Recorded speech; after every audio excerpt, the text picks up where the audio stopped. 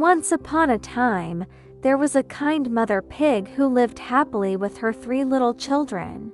Every day she took care of them with love, teaching them how to work hard and be brave. But one day, she realized her children had grown up, and it was time for them to face the world on their own. "My dear children," said the mother pig gently, "you have all grown strong and clever. I can no longer take care of you. You must go and seek your own fortune." The 3 little pigs were sad to leave their home, but they understood it was time to start a new chapter. Mother Pig gave each of them a small pouch of coins to help them begin their new lives. "Remember, my dear ones," she said, "work hard, stay kind, and always look out for each other." With hugs and tears, the 3 little pigs waved goodbye and began their journey down a long country road. They walked all day through fields and forests until evening came and the sky turned golden. They rested under a big banyan tree, where cool shadows danced around them. The eldest pig said, "Now we must decide what to do next. We need homes and work to survive." The middle pig smiled proudly. "Let's each go our own way. We're old enough to live on our own." But the youngest, wisest brother frowned. "No, brothers. Unity is our strength. We should stay together." The other two laughed. "You always talk like an old teacher. We can take care of ourselves." The eldest sighed. "All right, let's build separate houses, but we'll live nearby to help each other if trouble comes." "Deal," said the others cheerfully, not knowing what challenges awaited them. The next morning, they chose their spots near a meadow and went to find materials for their new homes. The first little pig found a farmer carrying bundles of straw. "Excuse me, sir. May I buy some straw?" The farmer smiled. "Of course, little pig. Take as much as you need." The pig paid and hurried off happily. He thought to himself, "Building with straw will be fast and cheap. I can finish quickly and rest early." Meanwhile, the second pig met a woodcutter by the road. "I'd like to buy some sticks to build my house," he said. The woodcutter sold him a bundle, and the second pig grinned. "A house made of sticks will be cooler and stronger. I'll still have money left to buy a soft mattress for sleep," he said, walking away cheerfully. The third pig, who was thoughtful and wise, went to a shop and bought bricks and cement. "It will take time and effort," he said, "but I'll build a house that will last forever." By the next morning, the first pig had already finished his straw house and felt proud. "Such a smart architect I am," he said, sipping tea and resting on his bed of straw. The second pig worked all day, building his stick house with energy and excitement. By sunset, his cozy little wooden home was done, much stronger than straw, he boasted before taking a nap. While his 2 brothers were relaxing, the third pig was still hard at work mixing cement and laying bricks carefully. He built a strong foundation, layer by layer, even as sweat rolled down his face. When his brothers came by and saw him, they laughed loudly. "You're still building? What a slowpoke. You should have asked for our help," teased the first pig. "We could have taught you how to finish faster." The third pig just smiled. "A house built in haste will not last. I'm building one that will protect me forever." He continued working day and night until, finally, after a full week, his brick house stood tall and solid. It had strong walls, a heavy wooden door, and a chimney that reached high into the sky. The 3 brothers now lived happily in their own houses, greeting each other each morning across the meadow. Days passed peacefully until one afternoon, a hungry wolf wandered into the meadow. He saw the 3 little pigs playing outside and licked his lips hungrily. "3 fat pigs, what a perfect meal for me," he growled, sneaking toward the first house. He knocked on the straw door and said in a deep voice, little pig, let me come in." The first pig's heart raced. No, no, not by the hair of my chinny chin chin. Then I'll huff, and I'll puff, and I'll blow your house in, shouted the wolf. The wolf took a deep breath, huffed and puffed, and the straw house flew apart in seconds. The terrified little pig squealed and ran as fast as his legs could carry him to his brother's wooden house. He burst inside and slammed the door shut. Brother, brother, the wolf is coming. The second pig locked all the latches. Don't worry, my house is strong enough. He can't get us here. Moments later, the wolf arrived and banged on the wooden door. Little pigs, let me come in. No, no, not by the hair of our chinny chin chins, the brothers cried from inside. Then I'll huff, and I'll puff, and I'll blow your house in, the wolf snarled, baring his sharp teeth. He huffed and puffed again, blowing with all his might, until the sticks began to creak and shake. With one last huge breath, the wolf blew the house of sticks to pieces. The pigs screamed and ran for their lives. They raced across the meadow, not stopping until they reached the strong brick house of their older brother. Brother, brother, they shouted, pounding on his door. Please, let us in. The wolf destroyed our houses. The third pig quickly opened the door and pulled them inside. Calm down, you're safe here. He can't break this one. Just then, there came a heavy knock on the door, followed by a deep, angry growl. Little pigs, let me come in, shouted the wolf furiously. The three brothers shouted together, No, no, not by the hair of our chinny chin chins. The wolf's eyes burned with rage. Then I'll huff, and I'll puff, and I'll blow your house in. The wolf took a huge breath, filling his lungs until his chest swelled like a balloon. He huffed, he puffed, and he blew with all his might, but not even a single brick moved. He tried again, harder this time, his face turning red from effort, but the house stood strong and firm. Inside, the three pigs watched through the window, trembling but safe. He can't break it. He really can't. The wolf coughed and wheezed. You think you're clever, little pigs? I'll find another way in. He stepped back, took a long run, and slammed his shoulder into the heavy wooden door. Bang! The door shook but did not break. Inside, the pigs pushed their backs against it, holding it shut. Hold tight, brothers, cried the eldest pig. We must stay together, don't let him in. The wolf kept ramming into the door again and again, but it was too strong for him. Finally, exhausted, he sat down under a tree, panting heavily and thinking of another plan. He looked up at the tall brick chimney and grinned wickedly. Aha! If I can't go through the door, I'll go down the chimney.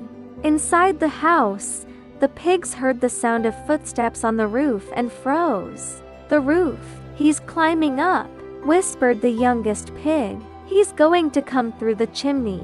The eldest pig quickly ran to the fireplace. We'll light a fire and boil a pot of water fast.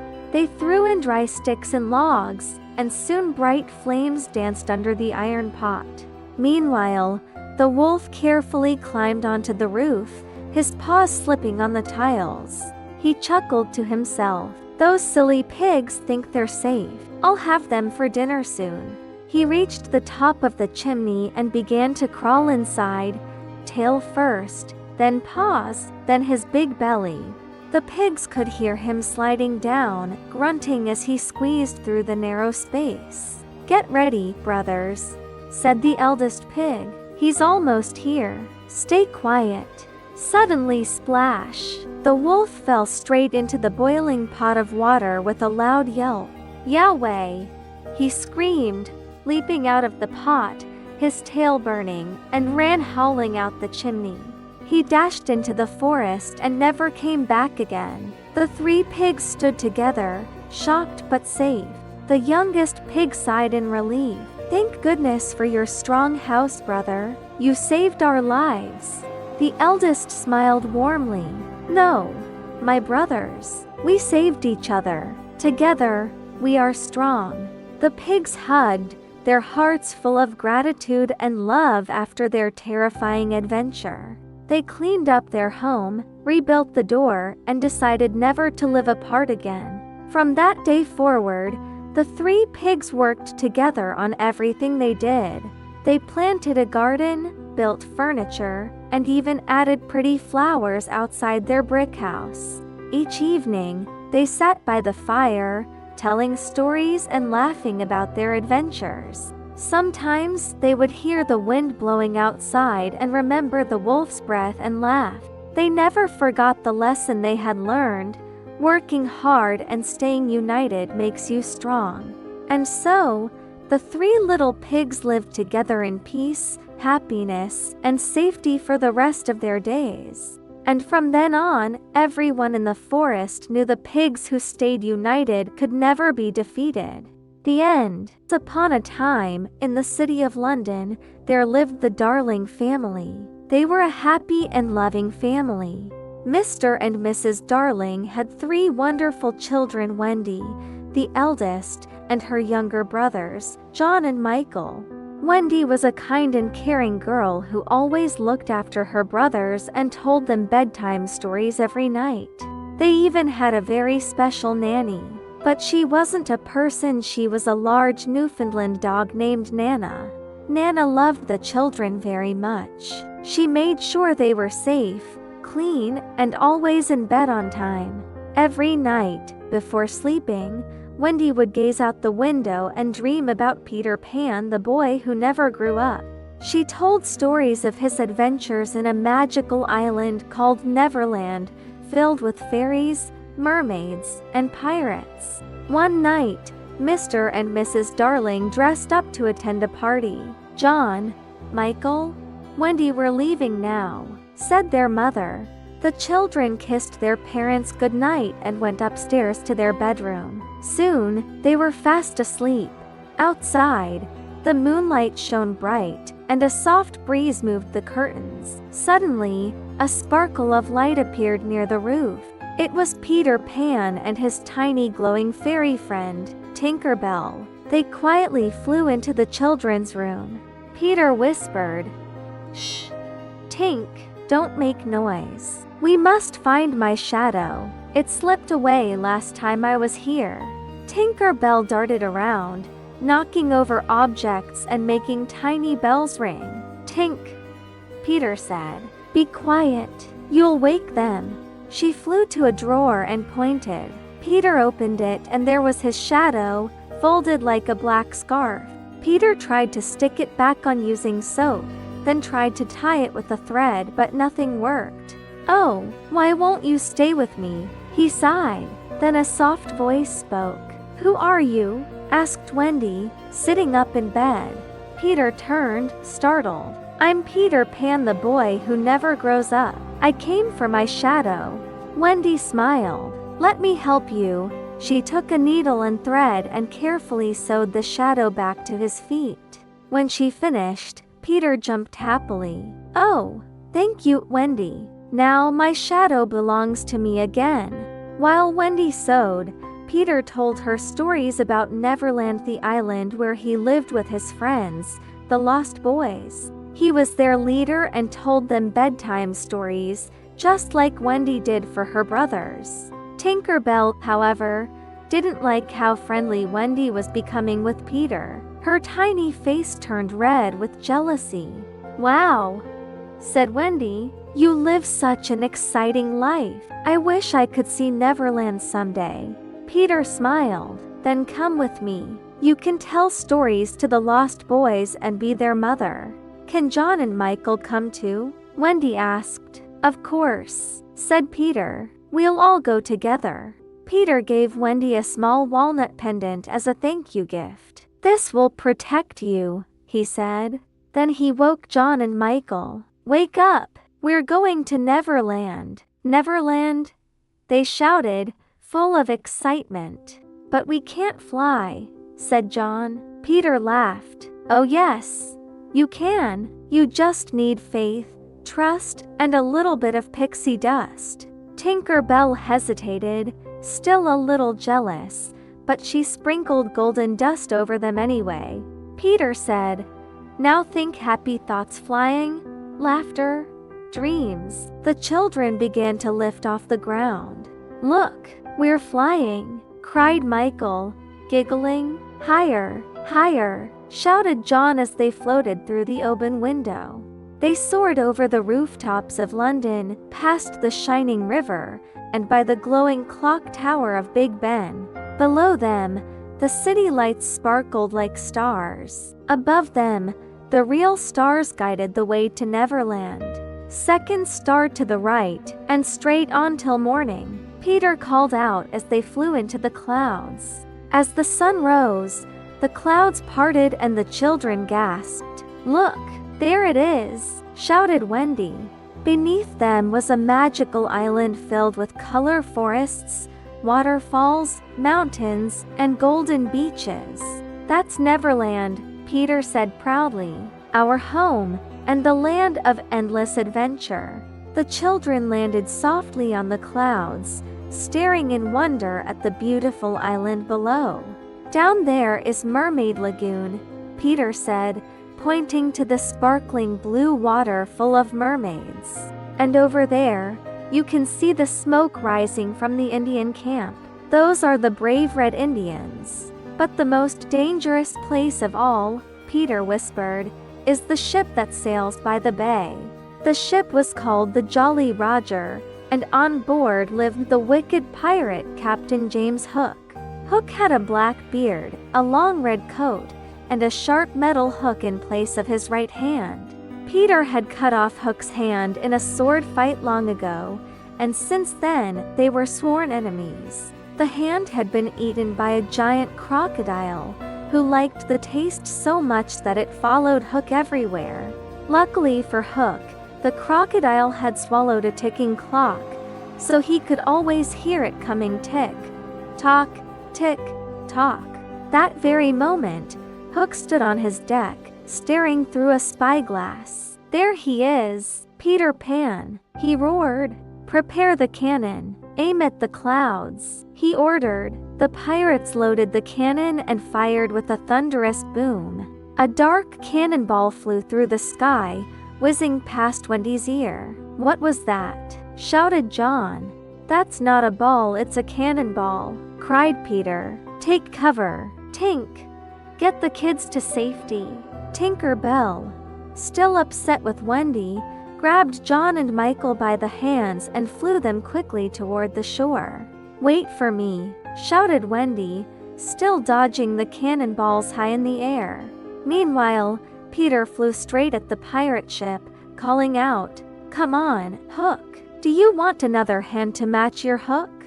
Hook pulled out his gun and fired, but Peter moved so fast that every bullet missed. Back on the island, Tinker Bell landed John and Michael safely among the trees, but she had a wicked idea. She flew to the lost boys, who were hiding nearby. "Boys," she said, "Peter has ordered you to shoot down a bird." "A bird?" asked Slightly. "Yes," said Tinker Bell. "A large, white bird flying this way. It's dangerous." The lost boys, believing her, grabbed their bows and arrows and waited for the bird. High above, Wendy was still searching for Peter. "Peter, John, Michael, where are you?" she cried. Just then, one of the boys saw her silhouette in the sky. "There, that must be the bird," shouted Nibs. He pulled back his bow and released the arrow. It flew straight toward Wendy and struck her in the chest. "Oh no!" she gasped as she fell gently down into the bushes below. The boys ran to see what they had shot. "She's not a bird, she's a girl," cried Curly. "A beautiful girl." Tinker Bell hid behind a tree, suddenly realizing her jealousy had gone too far. A moment later, Peter landed beside them. "What happened? Who shot this arrow?" Toodles stepped forward. "We thought she was a bird. Tinker Bell told us it was your order." Peter's face darkened. "Tink, wherever you are, stay hidden. Don't ever show yourself to me again." He knelt beside Wendy and gently pulled the arrow from her chest. But there was no blood. The arrow had struck the walnut pendant Peter had given her. It had saved her life.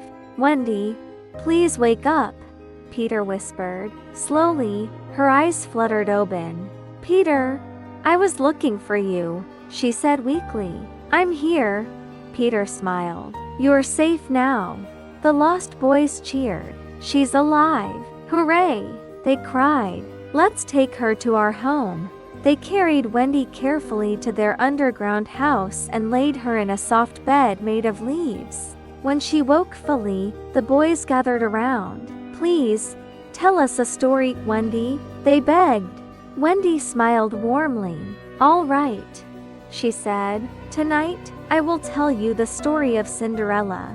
The lost boys listened with wide eyes as Wendy spoke of fairy godmothers, glass slippers, and true love.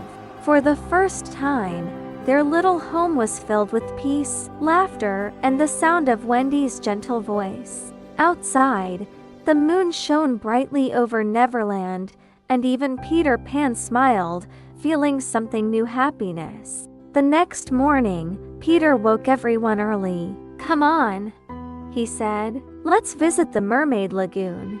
The children followed him through the forest until they reached the sparkling blue lagoon.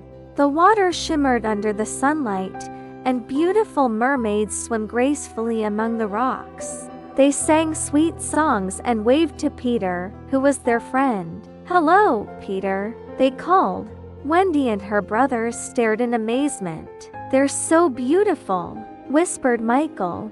Suddenly, one of the lost boys pointed toward the shore. "Look, pirates!" he shouted. Peter and Wendy ducked behind the rocks. They could see pirates dragging someone along the beach. It was Princess Tiger Lily, the daughter of the Indian chief. The pirates had tied her up. "Hook must have ordered this," Peter whispered. "We have to save her before the tide rises." Peter thought for a moment, then grinned. "I know just what to do." He flew high into the air and shouted in a deep voice that sounded exactly like Captain Hook. "Set her free at once, you fools. That's an order from your captain," he called. The pirates looked at each other in confusion. "But Captain, you said to keep her tied," said one. "Do as I say," Peter shouted again. "It's part of my new plan to catch Peter Pan." The pirates shrugged and tied Tiger Lily and ran off quickly before Hook could get angry again. Tiger Lily jumped into the water and swam to safety, calling, "Thank you, Peter Pan." From his ship, the real Captain Hook saw what had happened through his spyglass. He slammed his fist on the railing. "Curses! That boy tricked my crew again." Hook's eyes filled with fury. "Enough games. I'll capture Peter Pan and his friends once and for all." That night, back at the underground house, Wendy tucked the boys in and began a new story. "This story," she said softly, "is about 3 children who once lived in London. They left their home to visit a faraway land full of magic and adventure. Their parents missed them very much, waiting by the window every night for them to return." Her voice grew quiet. The children loved their adventures, but they never forgot their mother and father. The lost boys looked sad. "That sounds like us," said Slightly. "Do you think our mothers miss us too?" "I'm sure they do," Wendy answered. "No matter what, a mother always waits for her children." Silence filled the room. Even Peter, sitting apart, looked thoughtful but said nothing. After a moment, John spoke. "Maybe we should go home, Wendy. I miss father and mother." "Yes," said Michael. "I miss Nana too." Wendy nodded gently. "Then we'll go home tomorrow morning." The lost boys looked at one another. "Can we come too?" asked Curly. "We'd love to have a mother like you." "Of course you can," Wendy said with a smile. "We'll all go together." Everyone cheered, everyone except Peter Pan. He turned away and stared at the fire. "Peter," Wendy said softly, Won't you come with us? You could see our world too. Peter shook his head. No, Wendy, you'll all grow up someday. I don't want to live where people grow old. Wendy looked at him sadly. But Peter, growing up isn't so bad. You still keep your heart young. Peter forced a smile. Maybe, but I want to stay a boy forever, free and wild. As the others slept, Peter sat alone, watching the stars, wondering if he had made the right choice. Down by the shore, a dark shadow moved quietly through the fog. It was Captain Hook and his pirates. Tonight, Hook whispered, we strike, capture them all, and bring them to the ship. While the children slept peacefully, the pirates crept into the forest, ropes in hand. By morning, when the first light touched the trees, the house was empty. The children were gone. When Peter woke up, he found the underground house silent. Wendy, he called. John? Michael? No one answered. The beds were empty, and the forest felt strangely quiet. Then Tinker Bell flew in, her light flickering fast. Peter, the pirates have taken them. Peter's eyes burned with anger. Hook, he growled. This time, he's gone too far. He tightened his sword, took a deep breath, and said, let's go, Tink. We're bringing them back. Meanwhile, aboard the Jolly Roger, the pirates laughed loudly. Soon they'll walk the plank, said Smee. Wendy stood bravely at the edge of the deck. Peter will save us, she said firmly. Hook sneered. You're Peter Pan? He's finished. When I'm done with him, he'll be fish food. Just then, a faint bell rang in the distance, Tinker Bell's signal. Hook looked up sharply. Suddenly, a shadow flew across the sky and landed on the mast. It was Peter Pan. Did you miss me, Hook? Peter called, grinning. The pirates gasped in surprise. Get him, Hook shouted. Swords clashed, ropes swung, and chaos filled the ship.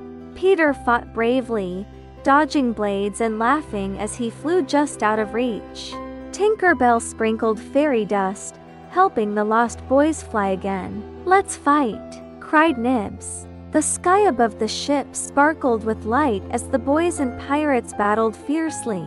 Hook swung his sword at Peter. You won't escape this time, he shouted. Peter parried every blow with lightning speed. Old man, you talk too much, he teased. Then, with a clever twist, Peter disarmed Hook, sending his sword flying into the air. Hook stumbled backward right toward the edge of the ship. Below, the sea roared, and the crocodile waited, its jaws open wide. Not again, screamed Hook as he lost his balance and fell into the water. The crocodile snapped its teeth. Hook's scream echoed, fading into the distance. The pirates, terrified, jumped overboard and swam away. The Jolly Roger was theirs. Peter stood proudly at the helm. This ship now belongs to us. Let's sail home. The children cheered as the sails filled with wind and the ship lifted gently into the air.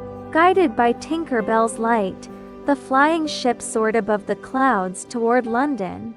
Soon, they saw the familiar rooftops and Big Ben shining in the moonlight. The ship landed quietly outside the darling home. Wendy looked through the window. Inside, their parents sat by the fire, still waiting, just as she had told in her story. John, Michael, Wendy whispered, we're home. They flew down softly and ran into their parents' arms. Mother, Father, they cried.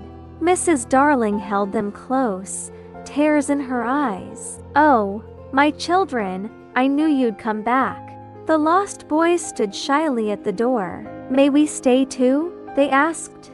Of course, said Mrs. Darling warmly. You'll always have a home here.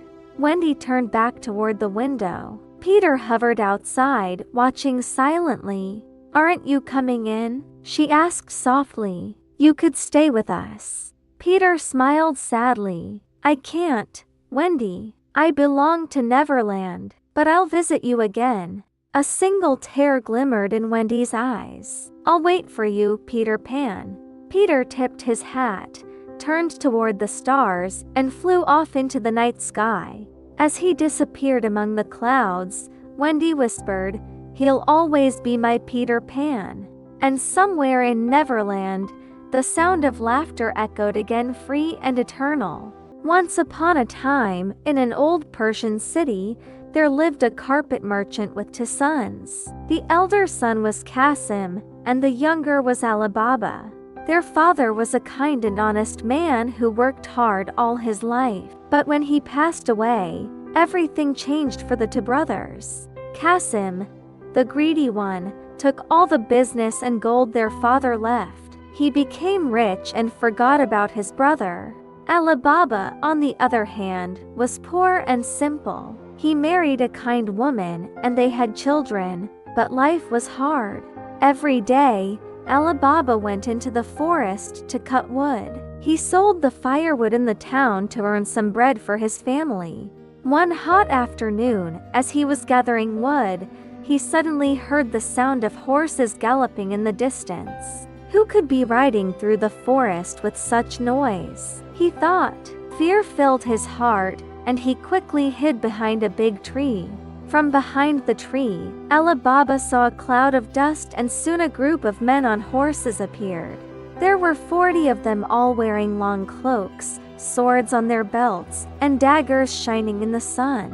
They stopped near a huge rock at the foot of the mountain. Each man carried a heavy sack on his back. Alibaba whispered to himself, "These men must be thieves. What are they doing here?" Then the leader of the thieves stepped forward and shouted loudly, "Open sesame!" To Alibaba's amazement, the giant rock slowly moved aside, revealing a dark opening, a secret cave. One by one, the thieves went inside with their sacks. After they disappeared, the rock closed again, as if nothing had ever happened. Alibaba's heart was beating fast. He stayed hidden, waiting for them to come out. After some time, the door opened again. The thieves came out, but this time their sacks were empty. They mounted their horses and rode away, their laughter echoing through the forest. When the sound faded, Alibaba slowly walked toward the rock. He wanted to see what was inside that mysterious cave. He stood before the boulder and repeated the same words he had heard, "Open sesame." The rock moved again. The entrance opened before his eyes. Alibaba took a deep breath and stepped into the cave. Inside, it was dark and cool. As his eyes got used to the light, he saw mountains of gold, silver, jewels, and precious things all around. He couldn't believe what he saw, piles of treasures shining like stars in the dark. "Oh my goodness," he whispered. "This must be the place where all their stolen treasures are kept." Alibaba did not want to be greedy.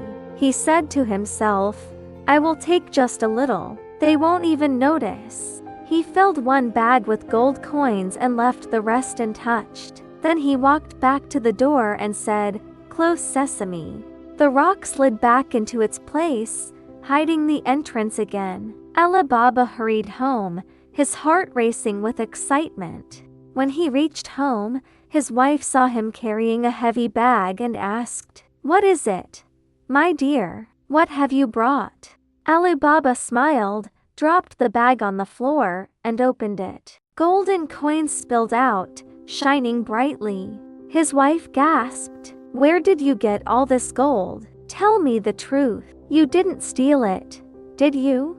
Alibaba laughed softly. "No, my dear, I did not steal anything. This gold was already stolen from others by the thieves." He told her the whole story about the cave and the 40 men. She listened with wide eyes, half scared and half amazed. When he finished, she said, "We must count how much gold we have now." But Alibaba said, "There's too much to count. Let's weigh it instead." His wife nodded. "Then I will borrow a weighing scale from your brother Qasim's house." She ran to Qasim's house and said politely, "Dear sister, Can I borrow your weighing scale for one night? Qasim's wife was a cunning woman. She thought, what could poor Alibaba have that needs a weighing scale? Out of curiosity, she secretly placed a bit of wax under the bottom of the scale before giving it to Alibaba's wife. Back home, Alibaba's wife weighed the gold coins happily. They dreamed of a better life and promised to keep it secret. The next morning, she returned the scale to Qasim's wife, thanking her kindly. When Qasim's wife looked at the scale, she was shocked to see a gold coin stuck to the wax at the bottom. She hurried to tell Qasim, "Your brother has gold coins. I don't know where he got them, but you must find out." Qasim's eyes grew wide with greed. That night he couldn't sleep, thinking only about the gold. He said to himself, "How could Alibaba have such wealth? I must know his secret. I must have it too." The next morning, Qasim went straight to his brother's house, pretending to be kind and friendly. "Oh, my dear brother," he said sweetly, "I came to see how you're doing. Do you need anything? I'll always help you." Alibaba was touched by his words. "Thank you, brother, but I don't need anything now. I have enough for my family." Qasim smiled but pressed further. "Enough? What do you mean by that? Tell me, brother, how did you suddenly become rich?" The innocent Alibaba could not hide the secret anymore. He told Qasim everything about the cave and the magic words "Open Sesame." Qasim's heart burned with greed. "Thank you, brother," he said, pretending to be calm. But in his mind, he was already planning to visit the cave.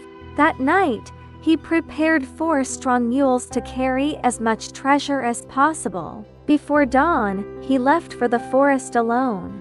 He found the big rock easily and shouted, "Open Sesame." The door opened, and Qasim stepped inside. When he saw the mountains of gold and jewels, his eyes shone with desire. He began to fill bag after bag, laughing with joy. Qasim filled one sack, then another, and another. He wanted to take everything he could see. When the sacks were full, he went back to the door. But suddenly, he forgot the magic words. He tried again and again, "Open barley, open wheat, open door, open something," but the rock didn't move. He began to panic. What was it? What did Alibaba say? "Open, open, what?" He couldn't remember. Hours passed. The cave was silent and dark. Qasim was trapped with all the treasure but couldn't get out. Then, he suddenly heard the sound of horses outside. The 40 thieves had returned. The leader shouted, "Open Sesame." The rock opened, and the thieves marched inside. There they saw Qasim kneeling in fear near the door. He was trembling and couldn't speak a word. The leader's eyes turned cold. "So, someone has discovered our secret," he said. "Then he must never leave this place alive." Without another word, the leader raised his dagger and killed Qasim. They left his body inside the cave. Later that day, Qasim's wife waited for her husband to return, but he never came back. Worried, she went to Alibaba's house and said with tears, "Your brother left this morning and has not returned. Please, help me find him." Alibaba's heart sank. He knew exactly where Qasim had gone. He took a mule and went straight to the forest. He stood before the rock and said, "Open Sesame." The door opened, and he entered carefully.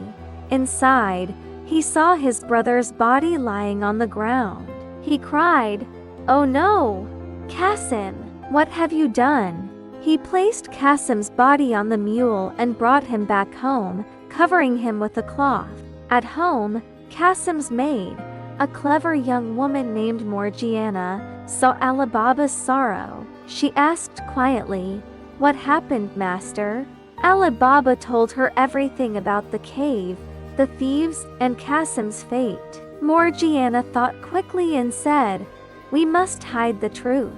If people know that thieves killed him, they'll come after us too," she warned. Let's pretend he was sick and died at home."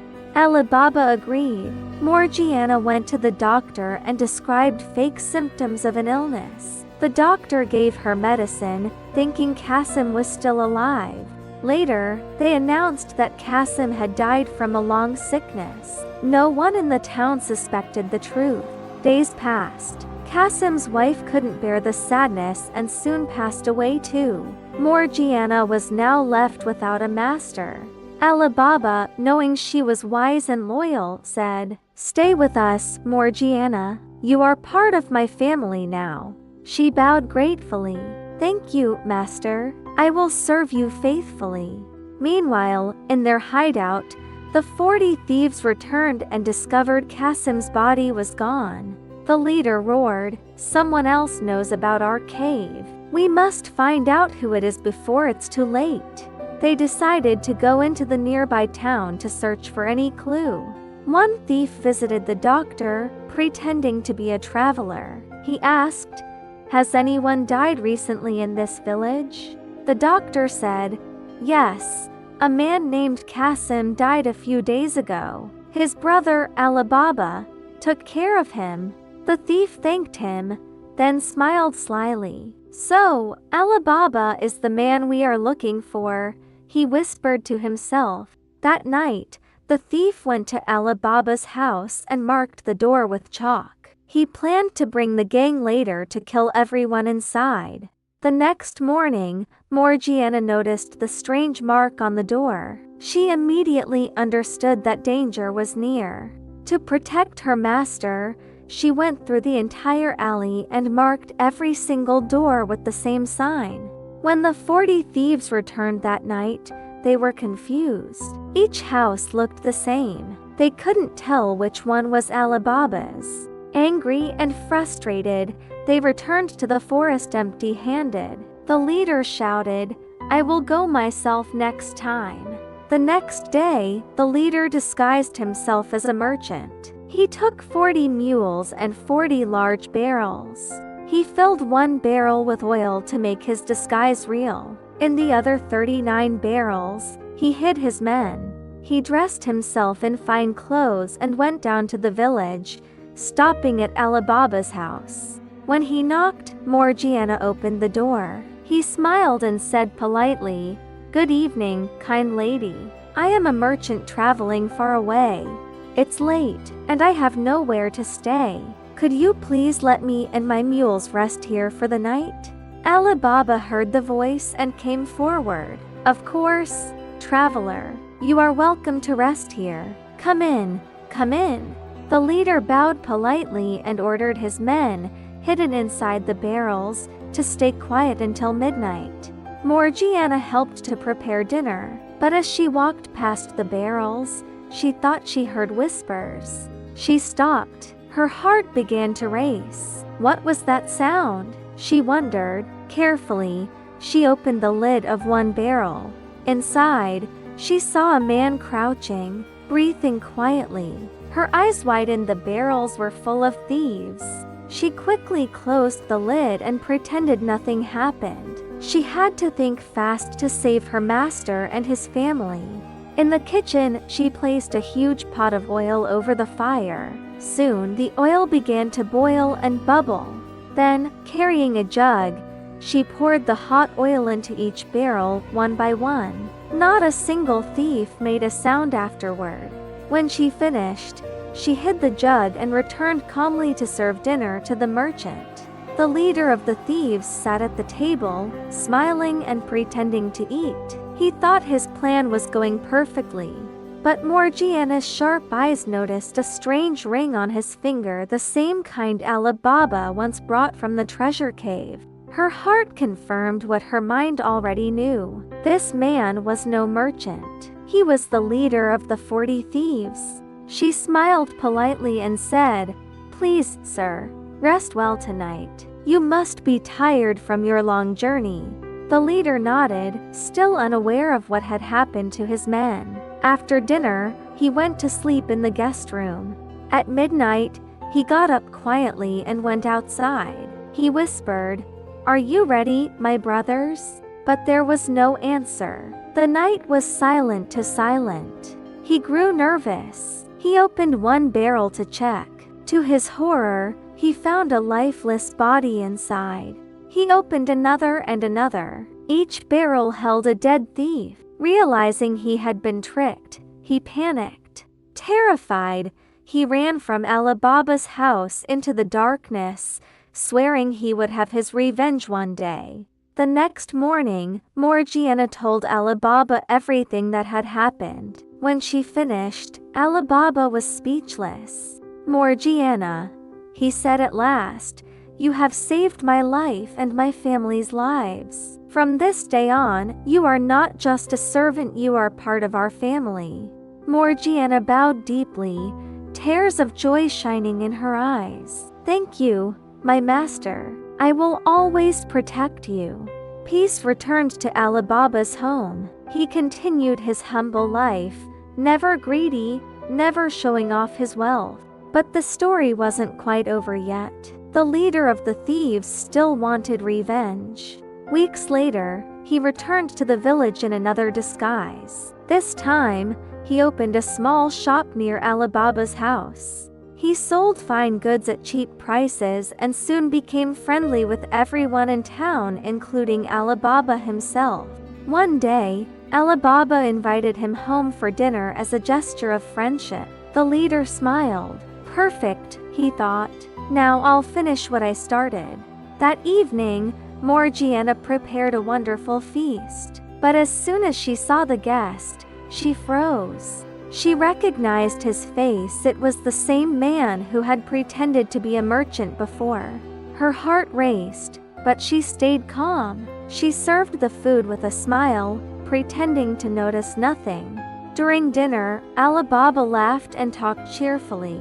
The leader smiled back, hiding his anger behind fake kindness. But Morgiana was already forming a plan. She quietly left the room and came back carrying a silver dagger beneath her robe. Then, she danced before them gracefully, as it was a custom to entertain guests after dinner. Her movements were slow and elegant. Everyone watched her, amazed by her beauty and skill. But suddenly, she stopped, pulled out the dagger, and drove it straight into the heart of the guest. Alibaba jumped up in shock. "Morgiana, what have you done?" She looked at him calmly and said, "My master, that man was the leader of the 40 thieves. I have saved your life once more." Alibaba looked at the man's face and realized the truth. He turned to Morgiana with deep gratitude. "You have not only saved my life again," he said, "but also brought peace to our family forever." He gave Morgiana her freedom and offered her a home as a true member of his family. Years later, Alibaba became one of the most respected men in the town. He never used his wealth to harm anyone. He was generous to the poor, kind to his friends, and wise in every decision. Morgiana lived happily beside him, always remembered as the brave and clever girl who once saved her master from 40 thieves. And so, Alibaba was the only person who knew the secret of the treasure cave, the magic words that opened it. "Open sesame." But he never returned to the cave again. He had learned that true happiness does not come from gold, but from goodness and wisdom. And that is the end of the story of Alibaba and the 40 Thieves, a tale of courage, greed, and cleverness. Open sesame, the words that opened a cave of riches, but also opened the hearts of those who listened and learned from it. Once upon a time, deep in the African forest, lived many animals under the wise laws of the jungle. There were elephants, wolves, monkeys, snakes, and even a mighty tiger named Shere Khan. Not far from the forest, there was a small human village. The people lived close to nature but feared the jungle. One silent night, the lame tiger, Shere Khan, crept near the village. His injured leg made him slow and bitter. He was hungry and angry. "Tonight," he growled, I will hunt man for food." His sly companion, the jackal named Tabaqui, followed him, wagging his tail and whispering, "Yes, master, yes." Shere Khan leaped into the village with a roar, but in his rage, he jumped into the red flower, the human's fire. He screamed in pain as the flames burned his fur. Tabaqui howled and ran. The villagers shouted and threw torches. Up on a rocky hill, Raksha, the mother wolf, was watching with her cubs. "Look at that coward," she said softly. "He calls himself the Lord of the Jungle, yet he hunts the weakest ones, humans." Soon, the forest grew quiet again. The stars shone over the sleeping trees. Suddenly, a rustling came from the bushes near Raksha's cave. Father Wolf rose, ready to leap. Out of the bushes crawled a small, naked child, a human baby. His eyes were wide and curious. Raksha's heart softened. "A man cub," she whispered. "He has come to us on his own." She lifted the baby gently with her mouth and carried him inside the cave. "I will keep him," she said. "He will live and grow as one of my own children. I will name him Mowgli." Father Wolf frowned. "Raksha, the pack may not accept a man cub. The laws are old and strict." Raksha smiled calmly. "Then let them see the courage of a mother." Behind the rocks, Tabaqui was watching and grinning. He ran off to tell Shere Khan about the man cub. "Master, master," he cried, "there's a human baby in the wolves' cave." Shere Khan roared with rage. "A man cub? Mine! Bring me that child." He limped through the forest, his burnt leg dragging through the leaves, until he reached the wolves' den. "Raksha," he growled, "give me the man cub. He belongs to me." Raksha stepped out, her eyes shining in the moonlight. "Go away, you lame coward. He is my son now." Shere Khan snarled, but her voice made him hesitate. "You dare defy me?" "Yes," she said, baring her teeth. "Leave before I tear you apart." The tiger, still weak from his burns, turned and limped away. "One day, Raksha," he growled, "the man cub will be mine." When he was gone, Raksha lay beside Mowgli and whispered, "Sleep, my little one. You are safe now."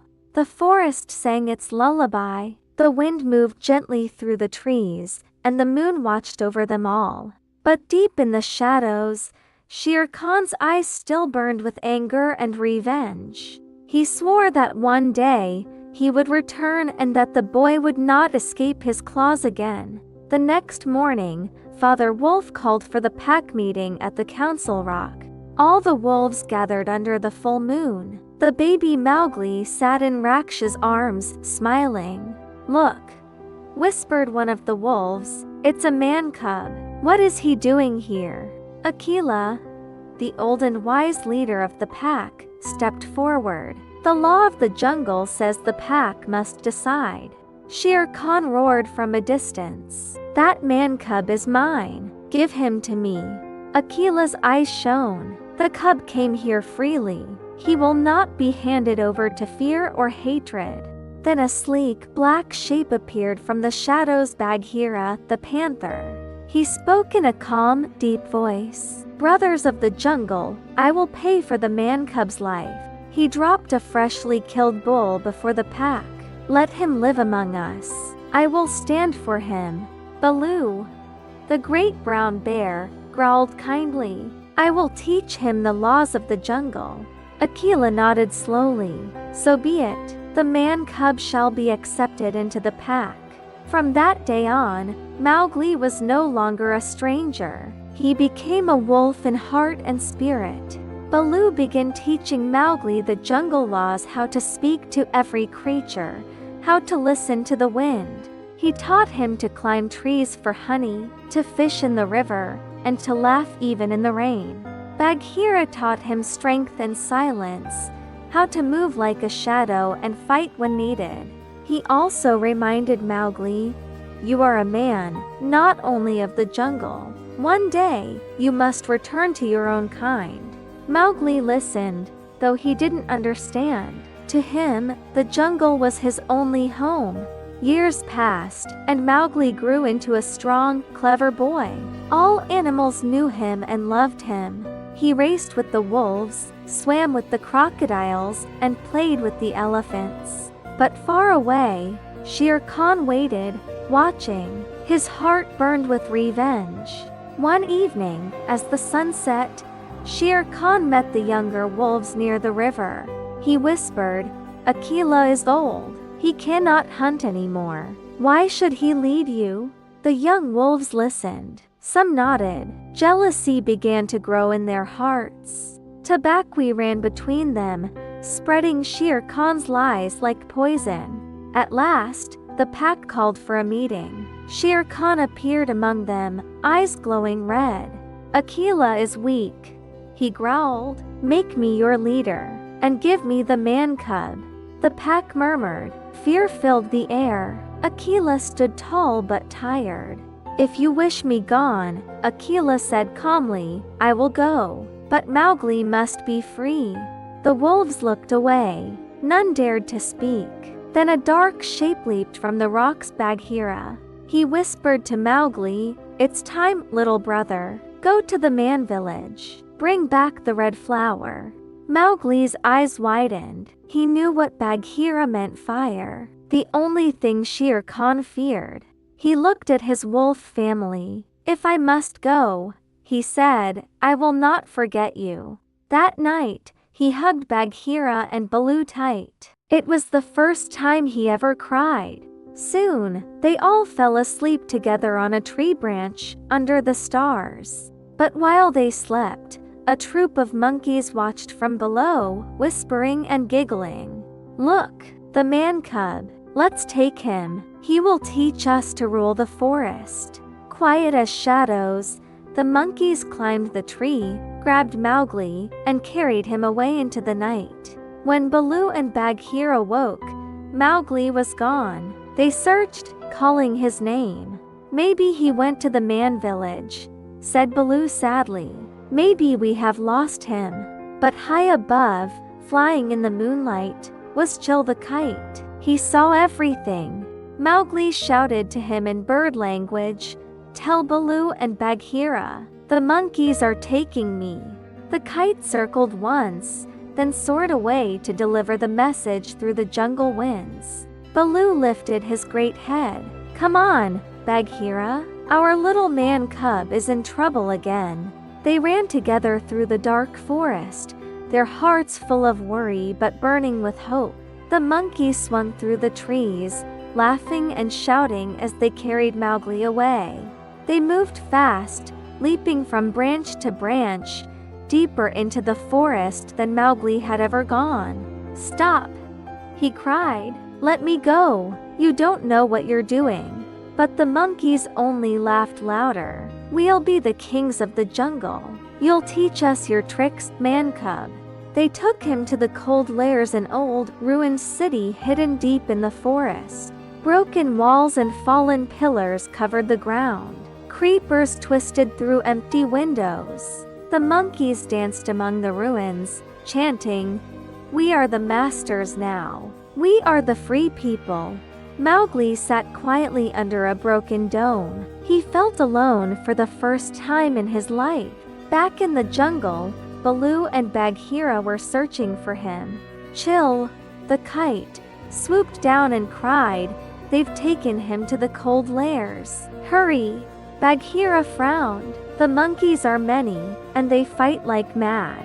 We can't do this alone." Baloo nodded. "Then we'll find help. Let's ask Kaa, the great python." They found Kaa resting by the river, his long body coiled like a rope of gold and green. Hissed Kaa. "Monkey folk, they are noisy and foolish. Why should I help you?" "Because they have taken our little brother," said Baloo, "a man cub, brave and kind." Kaa's eyes glimmered. "A man cub, you say? Interesting. I will come." Together they moved toward the cold lairs. The jungle grew darker, the air full of bats and whispers.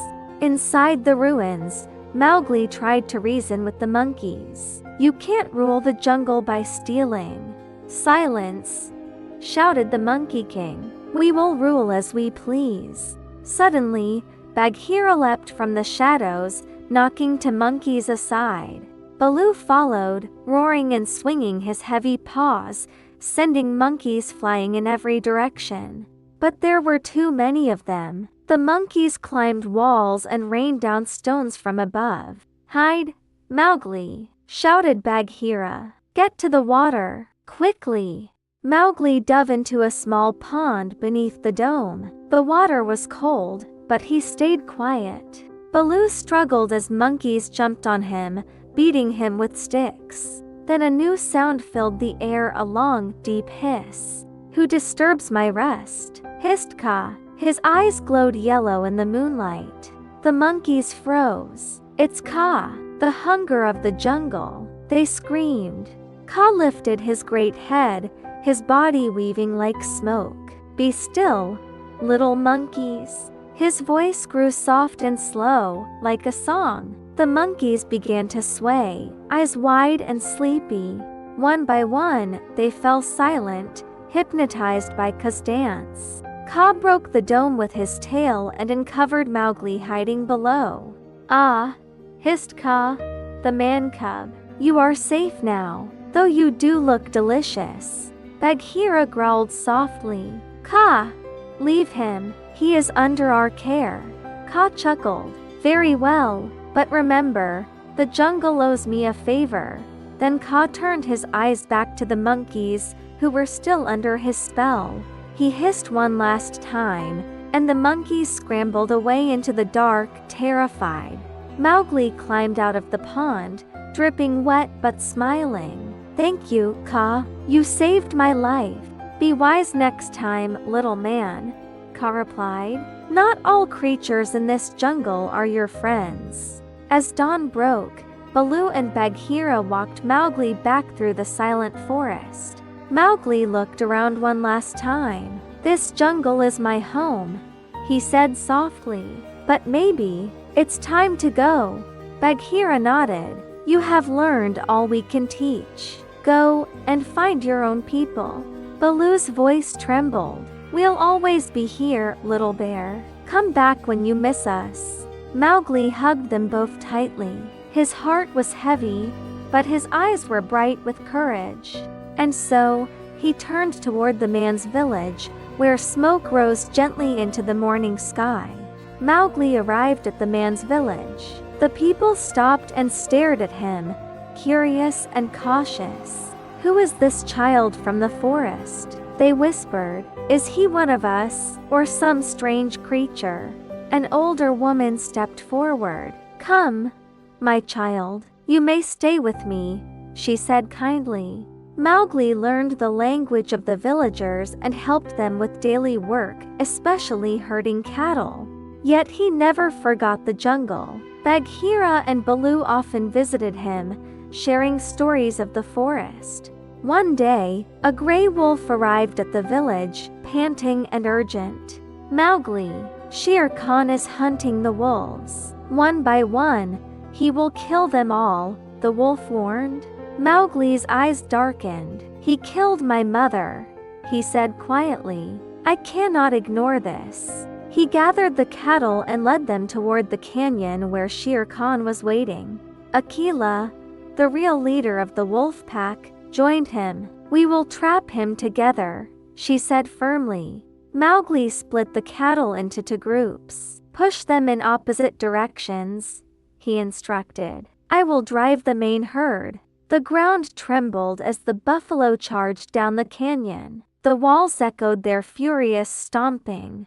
Shere Khan looked around, terrified, trying to escape, but the canyon was narrow, with no way out. The buffalo thundered onward, and Shere Khan was tripped, thrown, and crushed under their massive weight. It was over. The enemy of the jungle and the village lay defeated in the mud. Mowgli took Shere Khan's skin and draped it over his shoulders, a sign of victory and courage. All the wolves howled in triumph, celebrating the bravery of Mowgli and the strength of Akela. Akela was honored once more as the leader of the pack, her wisdom restored to all. Mowgli returned to the village, where the woman, Mesua, revealed herself to be his real mother. The jungle and the village lived in peace. Humans and animals respected one another. Mowgli often thought of Bagheera and Baloo, smiling at their lessons and adventures together. Though he now lived among humans, the jungle would always be a part of his heart. The forest and the village thrived side by side, safe from the fear of Shere Khan forever. And so, Mowgli grew strong, wise, and kind, loved by all, in a world where courage and friendship always triumphed. The end. And from that day, the jungle and the village lived happily ever after.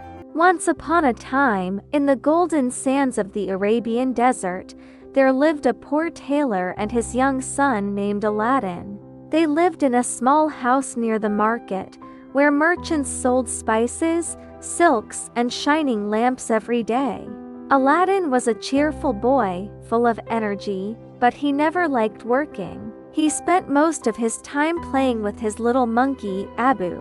His father often said, "Aladdin, one day you must learn to work hard. Laziness brings nothing but hunger." But before Aladdin could grow up, his father fell very sick. Soon, the poor tailor passed away, leaving Aladdin and his mother alone. "Mother," said Aladdin, "don't worry. I will work at the shop and earn money. You won't have to starve anymore." He started working in his father's small shop, fixing torn clothes and helping customers in the market. One hot afternoon, a tall man in a long dark robe walked into the shop. His eyes shone strangely under his hood. "Are you Aladdin, son of Mustafa the tailor?" the man asked softly. "Yes, sir, but I've never seen you before," Aladdin replied curiously. "Who are you?" The man smiled. "I am your uncle. I have been living far away for many years. I only heard about my dear brother's death recently." "My uncle?" Aladdin gasped. "My father told me he had a brother. I'm so glad you came back." "Yes, my boy," the man said kindly. "And now I will show you a secret that will change your life forever." "A secret?" Aladdin's eyes sparkled. "What kind of secret?" "Follow me tomorrow," said the man. "There's a hidden treasure buried deep in the desert. You are the only one who can take it." That night, Aladdin couldn't sleep. His mind was full of dreams about gold, diamonds, and shining lamps. At sunrise, Aladdin and the stranger set out on camels, carrying water, bread, and a small fire pot. They rode for days through burning sands and cold nights, until they reached two tall mountains divided by a narrow valley. "Here we are," said the man. "Gather some sticks and light a fire." When the fire was burning bright, the man threw a handful of sparkling powder into the flames and whispered strange words. The ground began to shake. The sand moved like water, and from beneath it, a great marble stone appeared with a ring on top. "What's happening, uncle?" cried Aladdin, trembling. "I'm scared." "Do not fear," the man said. "Beneath this stone lies a treasure that belongs to you. But you must obey my every word." He handed Aladdin a shiny golden ring. "Wear this. It will protect you from danger. Now, lift the stone and go down the stairs you will find. At the end, there's a garden of fruit trees. Do not touch them. Walk straight ahead until you see a burning lamp. Pour out the oil and bring the lamp to me." Aladdin nodded bravely and pulled open the heavy stone. Below it, a dark staircase led deep underground. He took a deep breath and stepped down carefully. The golden walls glowed faintly under the light of his torch. Soon, he reached a magical garden full of colorful trees. Their fruits shone like gems, rubies, emeralds, and pearls. "They look delicious," he whispered. He plucked one apple, but instead of fruit, it turned into a red ruby. "Wow!" Aladdin said in wonder. "These are not fruits, they are jewels." He filled his pockets with shining gems and finally saw a small lamp burning quietly on a marble table. He picked it up, poured out the oil as told, and began to climb back toward the surface. "Uncle, I found the lamp," Aladdin shouted from below. "Please help me out." "Give me the lamp first," the man yelled impatiently, "then I'll pull you up." "Help me first, uncle. It's dark down here," Aladdin begged. But the man's voice turned cold. "Either give me the lamp, or stay down there forever." When Aladdin refused, the man shouted a spell. The ground rumbled, and the stone door slammed shut. "Uncle, uncle, let me out," Aladdin screamed, but the only answer was silence. Aladdin sat in the darkness, his heart pounding. He shouted until his voice grew weak, but no one came. Days passed. He had no food, no water, and only the dim light from the lamp to keep him company. "Oh, if only I could see my mother again," he whispered sadly. His hand brushed against the ring his uncle had given him. Suddenly, the ring began to glow. A puff of blue smoke rose from it, and out came a small glowing spirit. "Master of the ring," said the spirit, bowing, "I am here to serve you. What is your wish?" Aladdin's eyes widened in surprise. "Please, take me home. I want to see my mother." The spirit spun around him like a whirl of light, and in a flash, Aladdin found himself standing in his own house again. His mother gasped when she saw him. "Aladdin, my son, where have you been? I feared you were gone forever." Aladdin hugged her tightly and told her everything: the stranger, the cave, the treasures, and the old lamp. When he showed her the lamp, she frowned. "It's so dirty, my boy. Let me clean it before we sell it in the market." She rubbed the lamp with a cloth, and suddenly, a thick cloud of smoke burst out, filling the whole room. When the smoke cleared, a giant figure appeared. His eyes glowed like fire, his arms were strong as mountains. "Master," said the genie in a deep voice, "I am the slave of the lamp.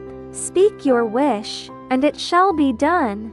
Aladdin and his mother fell to the floor in shock. "A genie!" cried Aladdin. "Are you real?" The genie laughed. "More real than your hunger, boy. Now tell me, what do you wish for?" Aladdin's mother spoke first. "We are starving. Please, bring us food." "Your wish is my command," said the genie. With a clap of his hands, golden plates appeared on the table. Roasted meat, sweet pastries, buttered bread, and steaming rice filled the room with delicious smells. Aladdin and his mother ate until they could eat no more. "This is a miracle," she said joyfully. For days, they lived happily. Aladdin sold the silver plates one by one and used the money to buy clothes and food. Time passed. Aladdin grew taller, wiser, and more handsome, but his heart still longed for something greater. One bright morning, Aladdin walked through the market with his monkey Abu, enjoying the busy sounds of merchants and music. Suddenly, a loud voice echoed through the streets. "Close your shops, everyone! Clear the road! The princess is coming! Anyone who looks directly at her will be punished," shouted the guards. Aladdin's eyes widened. "The princess? I've never seen her before. I must see what she looks like." He quickly hid behind a row of barrels near the road. Abu climbed up a pole to get a better look.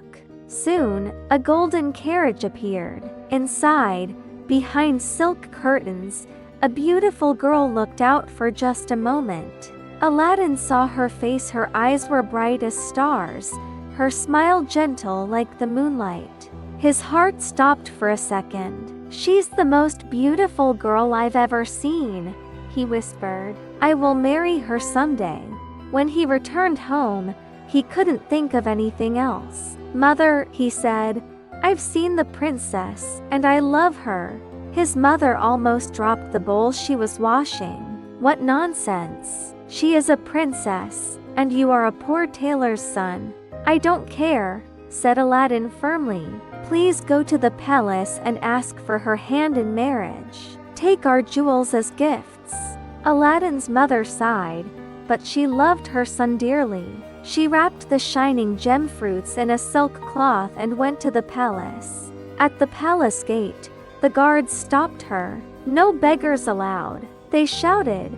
But when the Sultan saw her bowing with the silk cloth in her hands, he grew curious. "Let her come in," he ordered. The mother knelt before the throne. "Your Majesty, my son Aladdin loves your daughter and wishes to marry her." The court burst into laughter, but the Sultan raised his hand. "Silence! Let me see what you have brought."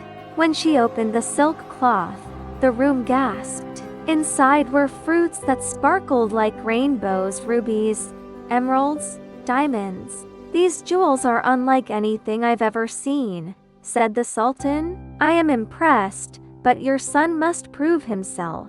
Tell him to bring me 40 golden trays of these same gems," said the Sultan, each carried by 2 richly dressed servants. "Yes, your Majesty," she said, and hurried home to tell Aladdin the Sultan's condition.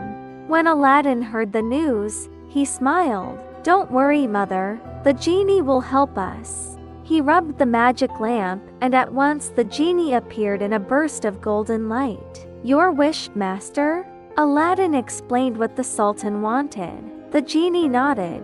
"It shall be done." Within moments, 40 trays of jewels appeared, each carried by 2 magnificent servants in glowing robes. Aladdin's mother gasped in wonder. "Oh, my boy, this is beyond magic." The next day, she went to the palace again. The Sultan was astonished when he saw the shining parade of servants and jewels. "You have impressed me greatly," said the Sultan, "but your son must build a splendid palace for my daughter before marriage." Aladdin laughed softly. "That will be easy," he said, and rubbed the lamp once more. "Genie," he said, "build me the most beautiful palace in the world, fit for a princess." The genie bowed. "As you wish, master." With a wave of his hand, the ground outside began to sparkle. By morning, a dazzling white palace stood tall, shining brighter than the sun itself. A golden carpet stretched from Aladdin's new home all the way to the Sultan's palace. The Sultan watched in awe from his window. "This young man truly deserves my daughter." He sent for Aladdin, who arrived on a white horse, wearing royal clothes made by the genie. The Sultan smiled warmly. "You have proved your worth, Aladdin. I give you my daughter's hand in marriage." And so, Aladdin and the princess were married. The kingdom celebrated for days with music, lights, and joy. But the evil magician, far away in his land, learned through his dark crystal that Aladdin was alive. He was furious. "That foolish boy still lives, and he has my lamp." He planned revenge. Using his dark powers, he discovered that Aladdin had become rich and lived in a grand palace. The magician disguised himself as an old merchant with a long white beard and a kind smile. He carried a basket of shiny new lamps and walked through the city shouting, "New lamps for old ones! New lamps for old ones!" Children laughed and followed him, thinking he was a strange old man, but his eyes burned with wicked plans. That day, Aladdin had gone hunting. Only the princess and her maids stayed in the palace. When the princess heard the merchant's call, she smiled. "What a funny man. Let's see what he wants." She looked around and saw an old dirty lamp sitting on a shelf. "This looks ugly. Let's trade it for a shiny one." The maid took the old lamp and gave it to the man. He grinned wide, his heart racing with excitement. As soon as he left the palace, the magician ran to a dark alley and rubbed the lamp hard. The genie appeared in a burst of light and smoke. "Master of the lamp, what is your command?" The magician laughed loudly. Take this palace, and everyone in it, to my land far away." The genie obeyed. The ground trembled, the sky flashed, and in a blink, the whole palace vanished. When Aladdin returned from hunting, he found an empty field where his palace had stood. People whispered in fear, it was magic. His palace disappeared into the air. Aladdin's heart broke. "My love, my princess, what have I done?" He fell to his knees in despair. But then he remembered the magic ring. He rubbed it quickly, and the small spirit appeared once more. "Master of the ring," said the spirit, "why do you call me in such sorrow? Bring me to my princess." Aladdin cried, "I must save her before it's too late." The spirit spun around him, and in an instant, Aladdin was carried across mountains and deserts to a strange land.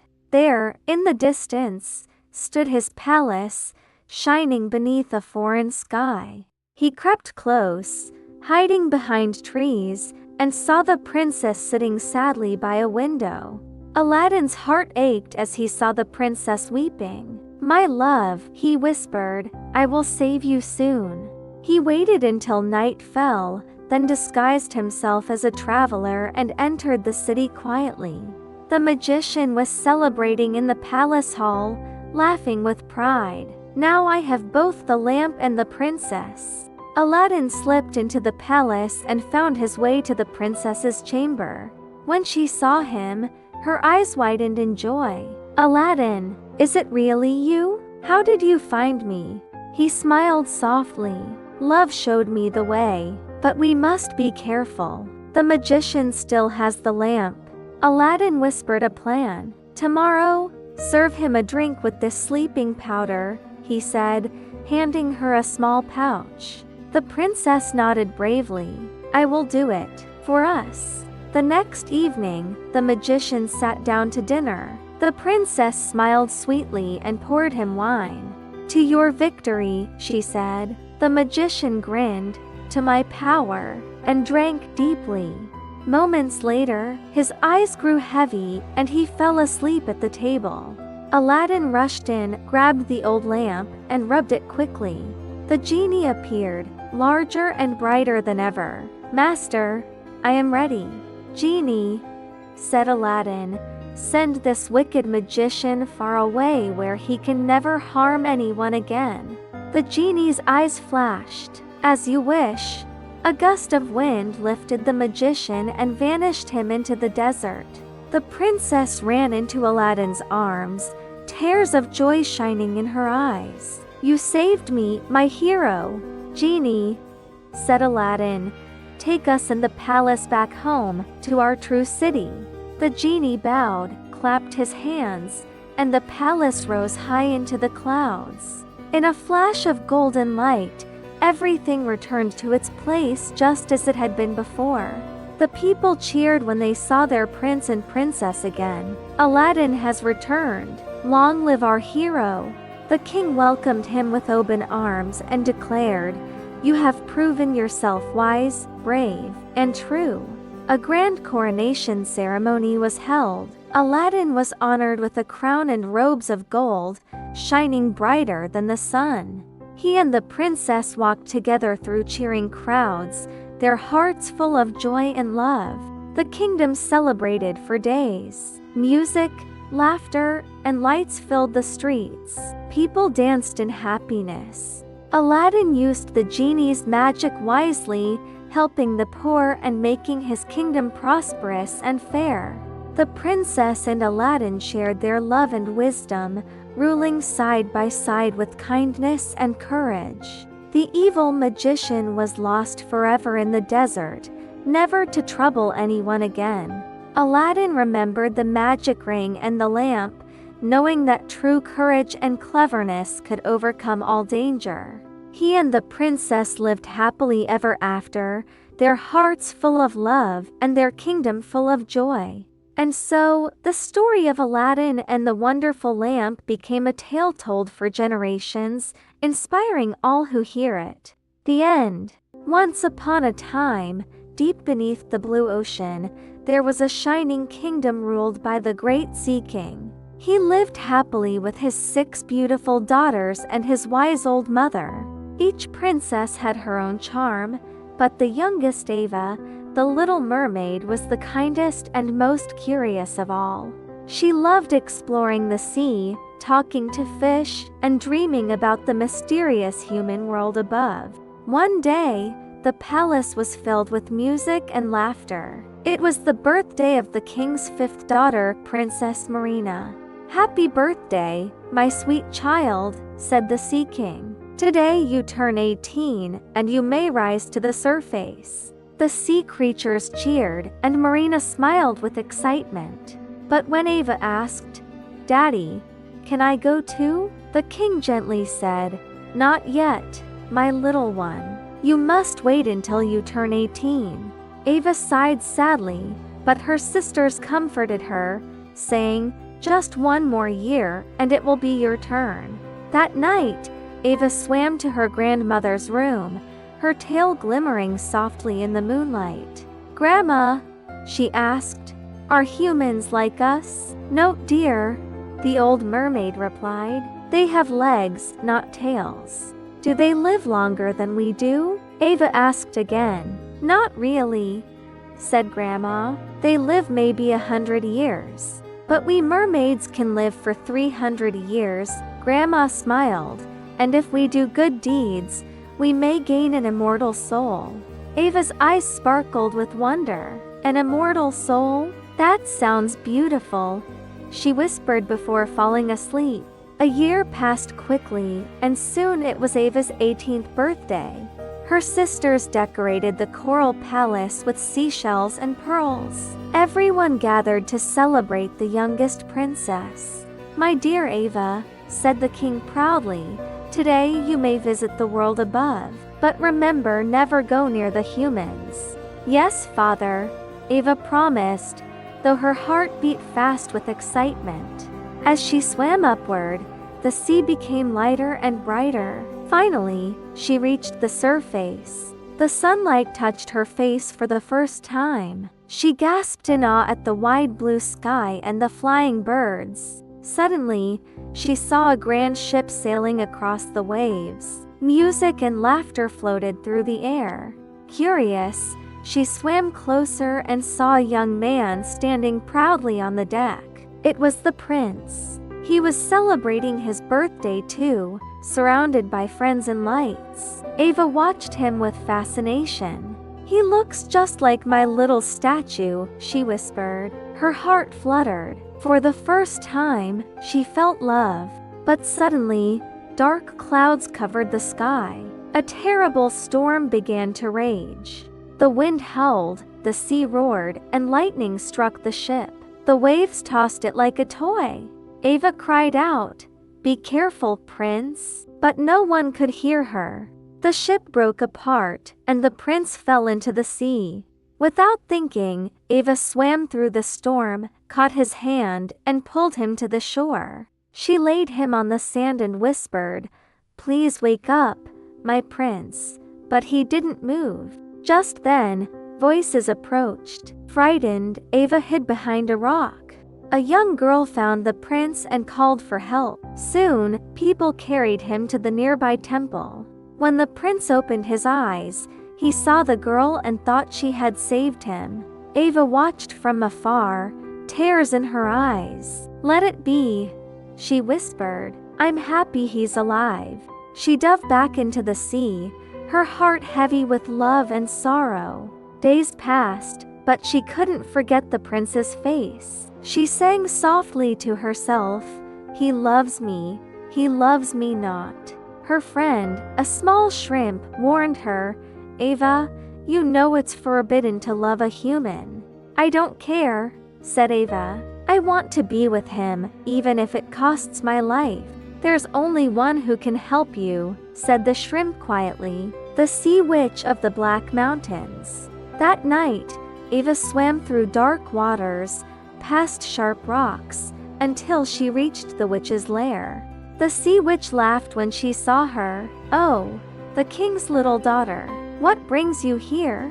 I wish to become human, Ava said bravely. I love a prince from the world above. The witch grinned. Such love always comes with pain, but if you wish, I can help for a price. What price? Asked Ava. Your beautiful voice, said the witch. In return, I'll give you legs. But remember, the witch warned, if the prince truly loves you, you'll remain human forever. But if he marries another, you will die at sunrise and become sea foam.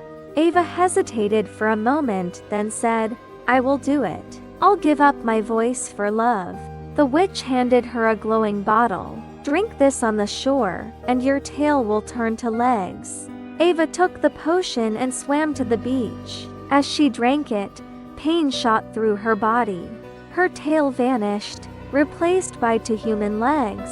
Then she fainted on the sand. When she awoke, she saw the prince standing beside her. Are you all right? He asked kindly.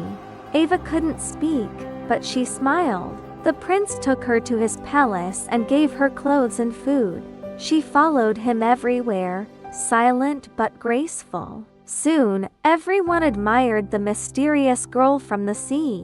One evening, the prince asked, Will you dance with me? Ava nodded, and they danced under the stars. She moved so beautifully that everyone clapped. The prince laughed with joy. You are special, he said. But Ava knew deep inside that his heart belonged to someone else, the girl he believed had saved him. One day, the prince announced, I found my true love. I will marry her soon. Ava's heart broke. She smiled through tears, but her soul was fading. That night, the shrimp rushed to the Sea King and told him everything. The king cried, Oh, my poor child. He prayed to the sea goddess for help.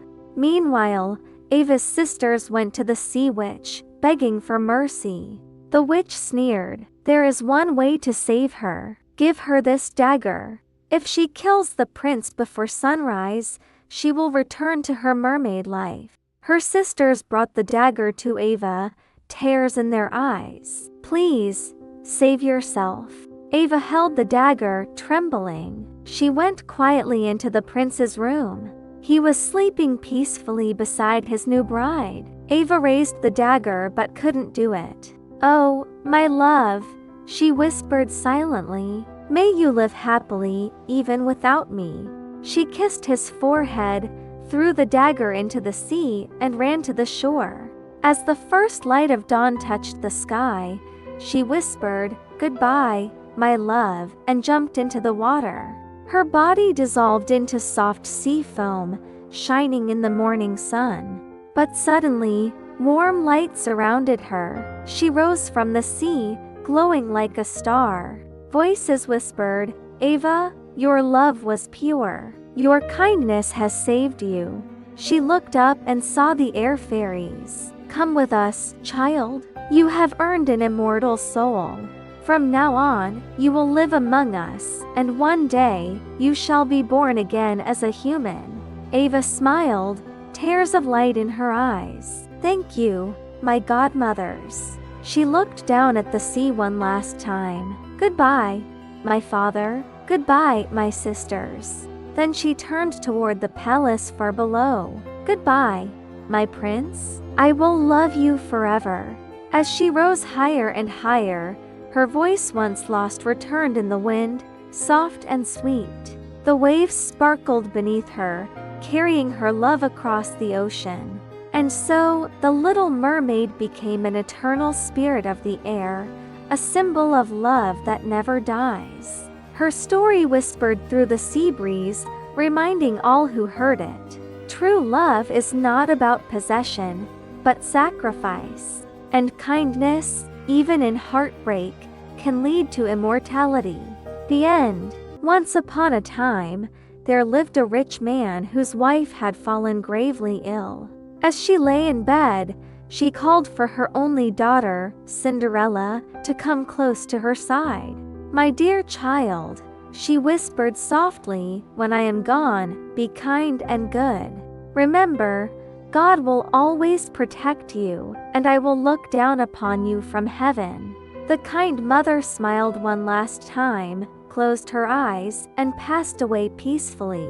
Cinderella cried at her mother's grave every day, her heart full of love and longing. Her father traveled often for work and decided to remarry so someone could care for Cinderella. He married a proud and cruel woman who had 2 daughters of her own. At first, they pretended to love Cinderella, but soon their true nature was revealed. They made Cinderella do all the housework, cleaning, cooking, and washing. While they sat on soft sofas eating fruits, she swept the dusty floors silently. One day, her stepsister threw fruit peels on the floor, laughing as Cinderella cleaned. "Cinderella!" yelled her stepmother. "Can't you do anything properly, you lazy girl?" "Yes, mother," Cinderella replied softly, tears glistening in her eyes. She was never allowed to eat with them. "You can eat the leftovers," said her stepmother coldly. At night, Cinderella slept alone in the cold attic, with only mice and birds for company. Those little creatures became her friends, sharing crumbs and keeping her company. Days passed like this: hard work, hunger, and loneliness. One morning, a royal messenger rode through the town, shouting a grand announcement. The king invites all young maidens to the palace for a royal ball. The prince will choose his bride at the ball this Saturday. Everyone in town was filled with excitement, including Cinderella. "Oh, how wonderful it would be to see the palace," she said dreamily. Her stepmother called out, "Girls, we must prepare for the ball. One of you may become a princess." "Yes, mother," shouted the 2 sisters eagerly, while Cinderella helped them get ready. She brushed their hair, ironed their gowns, and polished their shoes without a word. "Cinderella," said one sister rudely, "fix my hair. I want the prince to look at me first." Cinderella smiled and obeyed, though her heart ached with quiet sadness. When everything was ready, Cinderella whispered shyly, "May I go to the ball too?" The stepmother burst into laughter. "You, look at yourself. You have no gown to wear." Her sisters joined in. "Everyone will laugh at you. Stay home and clean instead." As the carriage rolled away, Cinderella stood by the door, tears streaming down her face. She sat near the fireplace and whispered, "I wish I could see the palace, just once." Then she remembered her late mother's old wedding gown, though it was torn and faded. She began to sew, and her little bird and mouse friends came to help her stitch and mend. Just as she finished sewing the last piece, a soft light filled the room. A beautiful woman stood before her. "Don't cry, my dear. I am your fairy godmother." "Fairy godmother," gasped Cinderella. "But how can you help me?" The fairy smiled. "You shall go to the ball, my dear. Now, let's get you ready." With a wave of her wand, Cinderella's old dress turned into a shining blue gown. Her worn shoes became sparkling glass slippers, dazzling like stars. Then, pointing her wand at a pumpkin, it magically turned into a golden carriage. The mice became white horses, and the birds turned into coachmen in tiny hats. "Oh, thank you, godmother. But what about my stepmother and sisters? They might see me." "They will never recognize you, child," said the fairy with a wink. "But remember, this magic will last only until midnight. You must return before the clock strikes 12. "Yes, godmother, I promise," said Cinderella, her heart fluttering with joy. She stepped into the golden carriage, waved goodbye, and set off toward the palace. When she arrived, everyone turned to look. No one had ever seen such grace and beauty. Her stepmother and stepsisters were stunned but didn't recognize her at all. As soon as Cinderella entered the ballroom, all eyes turned toward her in awe. The prince stopped in the middle of the dance floor, completely mesmerized. He walked straight to her and said softly, May I have this dance, beautiful lady?" Cinderella blushed. "Of course, Your Highness," she whispered shyly. The music began, and the two danced gracefully across the floor, as if floating on air. Everyone watched in silence, wondering who this mysterious young woman could be. The prince could not take his eyes off her. "You are the most wonderful person I've ever met." Cinderella smiled but said nothing, afraid that her secret might be discovered. They talked and laughed, and hours passed like minutes. Cinderella was so happy that she completely forgot about her godmother's warning. Suddenly, the large clock began to strike 1, 2, 3. "Oh no! It's midnight!" she cried and ran toward the grand stairs. "Wait! Please don't go!" shouted the prince, chasing after her. As she ran down the stairs, one of her glass slippers slipped off her foot. She didn't stop to pick it up, she had no time. The prince grabbed the shoe gently. He looked around, but Cinderella had already disappeared into the night. Outside, her carriage turned back into a pumpkin, and her gown changed into rags again. Breathing heavily, Cinderella hurried home, thankful she wasn't seen. She reached her attic, fell to her knees, and smiled dreamily. "I danced with the prince," she whispered, holding her remaining glass slipper. The next morning, the entire kingdom buzzed with rumors of the mysterious girl. The prince called his royal guards and made a solemn announcement. "I will marry the woman whose foot fits this glass slipper," he declared. The guards began their search, visiting every house, every town, every maiden. But no one could fit into the delicate glass shoe. Finally, they arrived at Cinderella's house, where her stepmother greeted them with fake smiles. "Oh, my lord, my daughters were at the ball. Perhaps one of them is the girl you seek." The first sister forced her foot into the shoe, but it was too small. The second tried too, pushing hard, but still, it did not fit. "Are there no other girls in this house?" asked the guard. The stepmother stammered, "And no, only my two daughters live here." But just then, one of the guards noticed a locked door leading to the attic. "What's in there?" he asked suspiciously.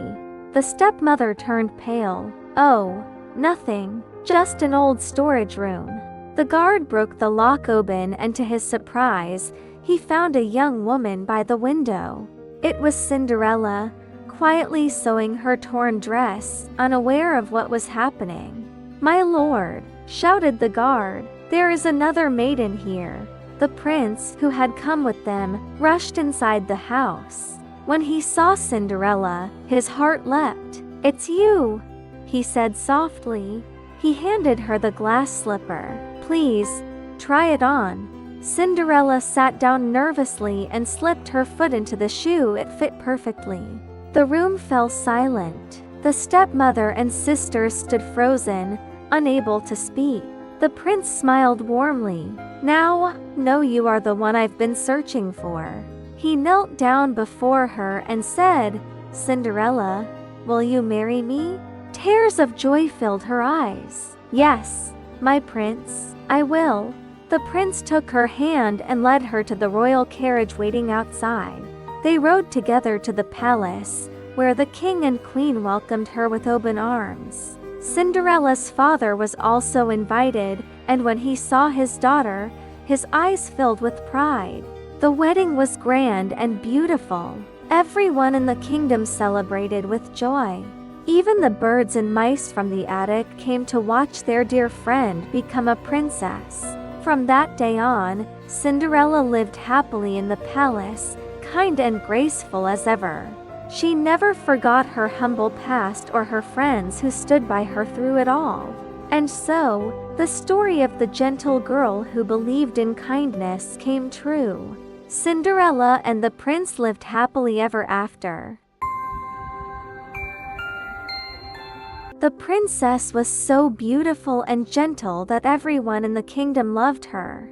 The king adored his daughter and always gave her everything she wanted. One bright morning, the princess sighed and said, "Father, I'm bored with my old toys. I want something new." The king smiled kindly. "My dear, you are precious to me. I will give you something very special." He opened a golden safe and took out a shining golden ball that glowed like the sun. "Take this ball, my child," said the king. "It was my grandfather's gift to me. Do not lose it." The princess's eyes sparkled with joy. "Thank you, father. You are the best father in the world." She ran to the royal garden and began to play happily, throwing the ball high into the air. The golden ball shone brightly under the sunlight as she laughed and chased it across the garden. Suddenly, the ball slipped from her hands, rolled away, and disappeared into the bushes. When she bent down to look for it, she saw something move: an ugly frog staring at her. "Go away, dirty frog," the princess cried, stepping back in disgust. But the frog spoke softly, "Dear princess, I saw you playing. You are so beautiful. May I be your friend?" The princess laughed loudly. "A friend? You are a frog. I can't play with something so ugly." "I can hop, I can jump, and I can swim," said the frog. "I can even catch your ball if it falls into the water." The princess turned her head proudly. "I would rather play alone than touch a slimy creature like you." Feeling disgusted, she ran back to the castle, leaving the frog behind. The next day, she went out again to play with her golden ball near an old linden tree. "This quiet place is perfect," she said. "That ugly frog will never find me here." She tossed the ball high into the air again, watching it sparkle in the sunlight. But the sun was too bright, the light dazzled her eyes, and the ball slipped from her hand. It rolled to the edge of the well and dropped down with a splash into the deep, dark water. "Oh no, my golden ball," she cried. "It's gone forever." She leaned over the well, but it was so deep she couldn't see the bottom. Tears filled her eyes. As she wept, a small voice called out, "What's wrong, princess? Your tears could melt a heart of stone." She looked around and saw the same ugly frog sitting at the edge of the well. "Oh, it's you again," she sniffed. "My golden ball has fallen into this deep well." "Don't cry," said the frog. "I can help you. But what will you give me if I fetch your ball?" "Anything you want," she said quickly. "My pearls, my jewels, even my golden crown." "I don't want your jewels or your crown," said the frog slowly. "I want you to be my friend, to let me sit beside you, eat from your plate, and sleep in your little bed." The princess frowned. "That's disgusting. But fine. I promise. Just get me my ball back." The frog smiled, disappeared under the water, and after a while, came up with the golden ball. He threw it gently onto the grass. The princess shouted with joy, grabbed it, and ran away. "Wait, take me with you," cried the frog. "I can't run as fast as you." But she ignored him completely and hurried back to the castle. That night, the princess dined happily with her father, forgetting all about the poor frog. But just as she lifted her golden spoon, there came a soft knock at the great door. "Knock, knock, knock." A tiny voice called, "Princess, open the door. It's me, your friend, the frog." The princess froze. Her heart started to race. "Oh no, not him again." The king noticed her pale face. "My child, what troubles you? Is there a giant outside?" She whispered. "No, father, it's just a frog. Yesterday, he fetched my golden ball from the well. I promised to be his friend," she continued, "but I never thought he would come to the palace." The little voice came again. "Princess, you made a promise. Once you have promised, you must keep it." The king spoke gently but firmly. "My dear, if you have given your word, you must honor it. Open the door and let your friend in." Reluctantly, The princess walked to the door and opened it. There sat the frog, small and green, looking up at her with big round eyes. "You came," croaked the frog. "Now, lift me up to sit beside you." The princess hesitated, but her father's serious face left her no choice. She carefully picked him up with 2 fingers and placed him on the table beside her plate. "Ah, how wonderful," said the frog. "Now we can eat together, like good friends." The princess could hardly swallow her food, but the frog ate with joy and delight. This soup is delicious," said the frog. "I've never had such a tasty meal in my life." He finished the bowl and asked for more. The princess's stomach turned, but she said nothing. When the meal was done, the frog wiped his mouth and said cheerfully, "I'm tired now. Please, princess, carry me to your room. I want to sleep in your soft silken bed." The princess jumped up in anger. "What? In my bed? Never." But the king said sternly, "My daughter, remember your promise. A royal must keep her word." The princess's eyes filled with tears, but she dared not argue. She picked up the frog again and carried him upstairs, holding him far from her dress. When they reached her room, she placed him on a chair in the corner. "There, stay there all night," she said coldly. "I want to sleep alone." The frog croaked, "But princess, you promised I could sleep in your bed beside you. Take me up, or I'll tell the king," he warned. The princess grew furious. She grabbed the frog and threw him against the wall with all her strength. "Now be quiet, you horrible creature," she shouted. The frog lay still on the floor. He didn't move. He didn't make a sound. The princess stared. "Is he dead?" Her anger turned to fear. "Oh no! What have I done?" she whispered. She knelt down, gently touched him, but he was cold as stone. Tears filled her eyes again. "Please wake up, little frog. I'm sorry. Please, I didn't mean to hurt you." Crying softly, she lifted him in her hands and kissed him. In that moment, a warm light filled the room. The frog began to move. Before her eyes, he grew taller, his skin shining, and turned into a handsome young man. The princess gasped, "Who are you? Where did the frog go?" The young man smiled. "Don't be afraid. I am the same frog, but now I am a prince again." The princess stared in wonder. "You were a frog? How can that be?" The prince bowed slightly. "Yes, princess. Let me tell you my story. Once, I was a proud and foolish prince who lived in a great castle near the forest.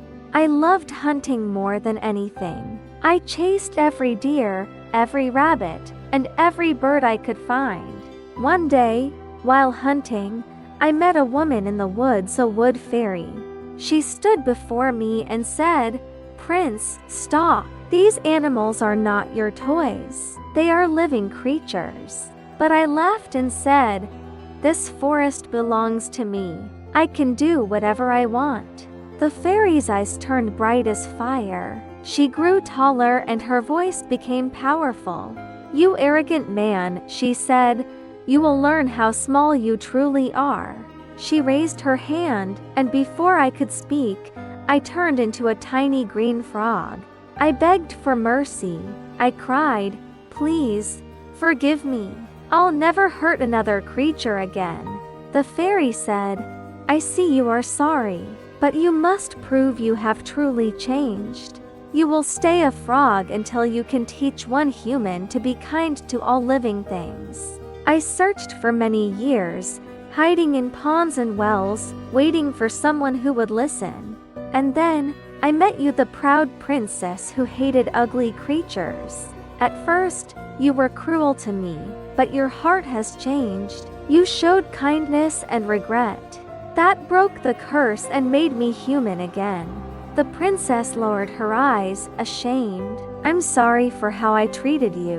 I was so foolish." The prince smiled gently. "Don't be sad. What matters is that you have learned compassion." He took her hand softly. "Now, dear princess, may I ask you for one last favor?"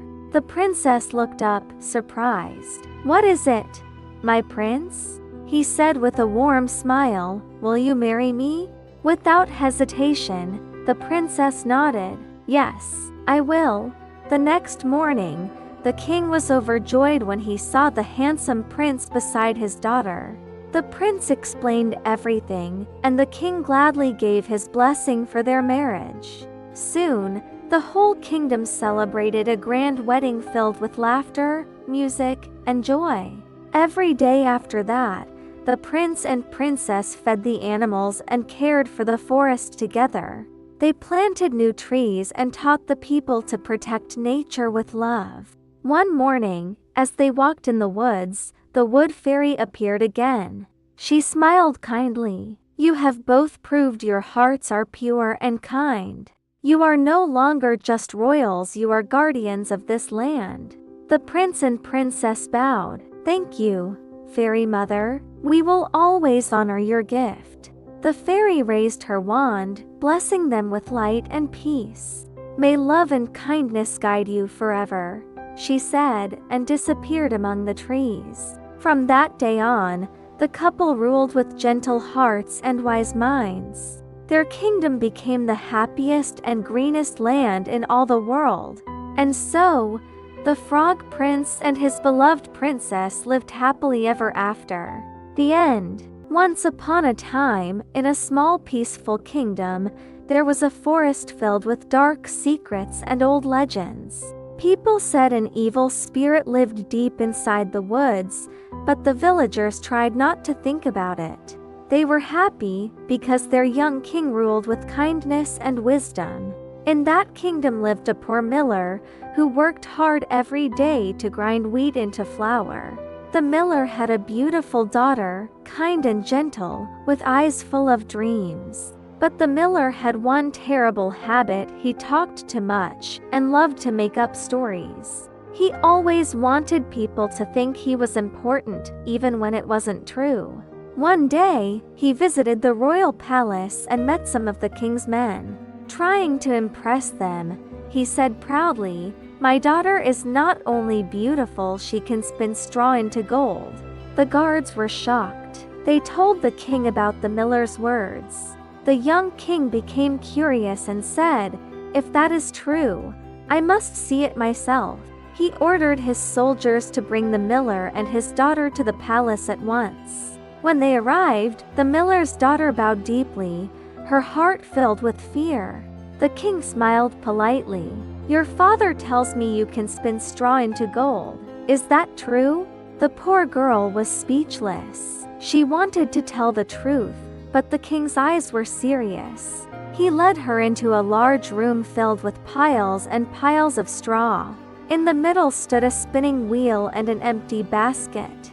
The king said, "If by sunrise this straw is not gold, you and your father will lose your lives." He locked the door and left her alone, terrified and crying. She sat beside the wheel, her tears falling on the straw, whispering, "What shall I do? I don't know how to spin gold." Suddenly, a strange light filled the room and a tiny man appeared from the shadows. He had a sharp nose, bright eyes, and a crooked smile. "Good evening, miller's daughter," he said softly. "Why are you crying so sadly?" She told him everything: the king's order, her father's lie, and her hopeless fear. The little man nodded slowly. "What will you give me if I spin this straw into gold for you?" "I have nothing," she said sadly, "except my necklace." "Deal," said the man. He took the necklace and sat down at the spinning wheel. Round and round the wheel spun. The straw began to shimmer like sunlight. By morning, every thread of straw had turned into shining gold. The little man laughed, disappeared in a blink, and left behind piles of gold. When the king entered, his eyes widened with amazement. "Incredible! You truly can spin gold." But his greed grew stronger. "Tonight," he said, You shall do it again in an even larger room." Once more, she was locked away with mountains of straw. When night came, the little man appeared again, grinning. "What will you give me this time?" She looked at her hands and saw a golden ring. "Take this," she whispered. He nodded, began spinning, and by dawn the straw was gold once more. The king was thrilled. His eyes shone like the treasure before him. "This night," he said, "you must spin one last time. If you succeed, you shall be my queen." The girl's heart ached. She had nothing left to give, no jewels, no hope. When the little man appeared again, she cried, "I have nothing else." He smiled wickedly. "Then promise me your first child after you become queen." Tears filled her eyes, but she nodded. "I promise." The man began to spin faster than ever. By morning, the room was filled with gold. The king was overjoyed and married the miller's daughter that very day. The poor girl became queen, but the promise she made still waited in the dark. A year passed, and the young queen gave birth to a lovely baby boy. She had almost forgotten the strange little man and the promise she once made. But one quiet night, when the moon was full, he appeared again out of thin air. "Congratulations, my queen," he said softly. "Now, give me what you promised." The queen froze in horror. "No, please, not my baby. I will give you anything else." The little man shook his head. "No, no, I want something alive. That was our deal." The queen fell to her knees, crying, "Please have mercy. I beg you." The little man looked at her face for a long time, then said slowly, "I will give you 3 days to guess my name. If you can say it right, you may keep your child." The queen's heart filled with hope. "Thank you. I will find your name, I promise." That night, she couldn't sleep. She thought of every name she had ever heard. The next morning, she sent a messenger across the kingdom to write down every name he could find. When the little man returned that evening, the queen smiled nervously. "Is your name John?" she asked. "No," said the man, laughing. "Then maybe Peter?" "No, Thomas?" "No, no, no." After every name, he shook his head with a grin. "None of these are mine." When she ran out of names, the man said, "I will come again tomorrow." The queen spent the whole night crying beside her baby's cradle. The next morning, she sent her messenger even farther to the neighboring kingdoms. He gathered strange and funny names from all around: Shortshanks, Bluebeard, and Roast Ribs. That evening, the little man appeared again. "Well, my queen, have you found my name? Is it Roast Ribs?" she asked. "No," he laughed. "Then Sheepshanks?" "No." "Spindle Legs?" "Wrong again." He danced in circles, clapping his hands. "Tomorrow is your last chance, my dear," he said. "After that, the child is mine." When he disappeared, the queen trembled. She felt hopeless and weak. But the messenger returned late that night, tired and dusty from travel.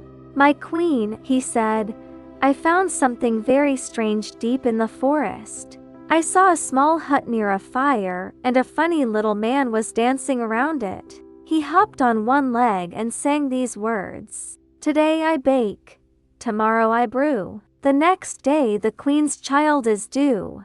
How glad I am that no one knows that my name is Rumpelstiltskin.'" The queen gasped in joy. "That's it. His name, I know it now." She thanked the messenger and rewarded him with her golden necklace. The next evening, the little man came dancing into the room again. "Well, my queen," he said proudly, "is it time to hand me the baby?" "Not so fast," said the queen with a calm smile. "Let me guess your name first." "All right," said the little man. "Guess away." "Are you called Jack?" she asked. "No," he said, grinning. "Are you Harry?" "No, no." He laughed loudly. "Then perhaps Your name is Rumpelstiltskin." The little man screamed in anger, "The devil told you that! The devil told you that!" He stomped so hard that one foot sank deep into the floor. Then, in a furious rage, he pulled his leg and tore himself in two. And with a flash of smoke, he disappeared forever. The queen fell to her knees, crying with relief and joy. Her baby was safe, her promise broken, but her heart finally free. When the king heard what had happened, he embraced her and the child with love. The castle bells rang, and the people cheered for their brave queen. From that day on, she ruled the kingdom with kindness and wisdom. And no one ever saw or heard of Rumpelstiltskin again. The queen, the king, and their little child lived happily ever after. Once upon a time, in a quiet little town, there lived a kind old toy maker named Geppetto. He spent his days carving beautiful wooden toys that brought joy to every child in the village. But deep inside, Geppetto always felt lonely. He wished he had a child to share his love with. One day, he said to himself, "Today, I will carve a puppet boy, a son who will bring happiness into my life." Geppetto walked into the forest and searched for a perfect piece of wood. He found a small pine log and smiled. "Ah, this one is perfect," he said, carrying it home on his back. He placed the log on his table and began carving carefully with his skilled hands. He shaped the head, the arms, and the legs until a little wooden boy was complete. "Oh, what a handsome boy," Geppetto said with pride. "You remind me of the son I always dreamed of." He named the puppet Pinocchio and whispered, "From now on, you are my son." That night, after a long day of work, Geppetto lay in bed with Pinocchio beside him and fell asleep peacefully. Suddenly, a soft blue light filled the room. A beautiful fairy appeared beside the sleeping Geppetto. "Geppetto," she said gently, "you have given joy to many children. For your kindness, I shall grant you a gift." She waved her magic wand over the puppet, and a miracle happened. Pinocchio began to move.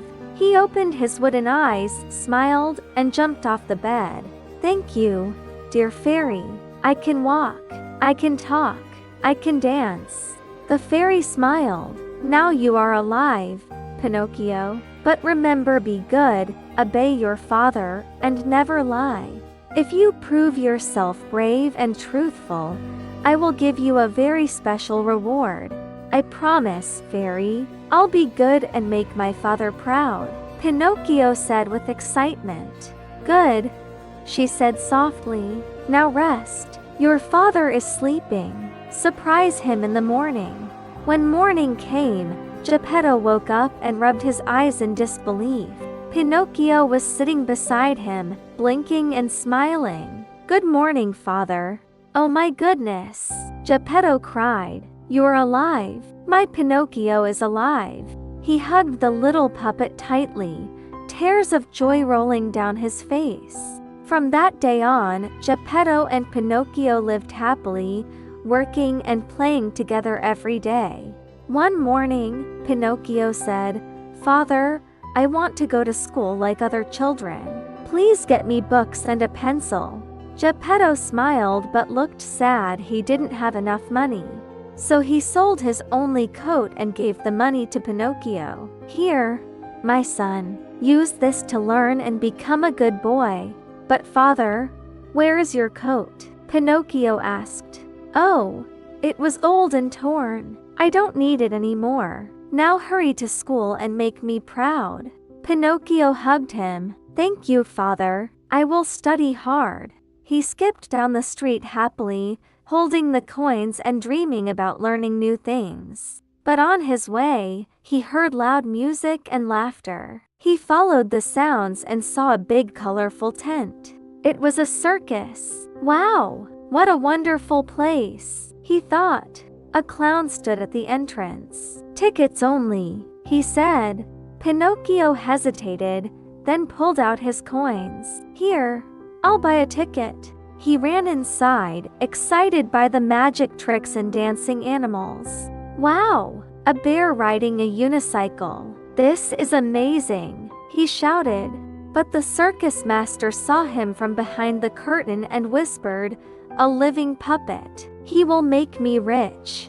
After the show, the master stopped him. "You can't leave now. You'll be part of my circus." Pinocchio cried, "Please let me go. I promised my father to go to school. I made a mistake."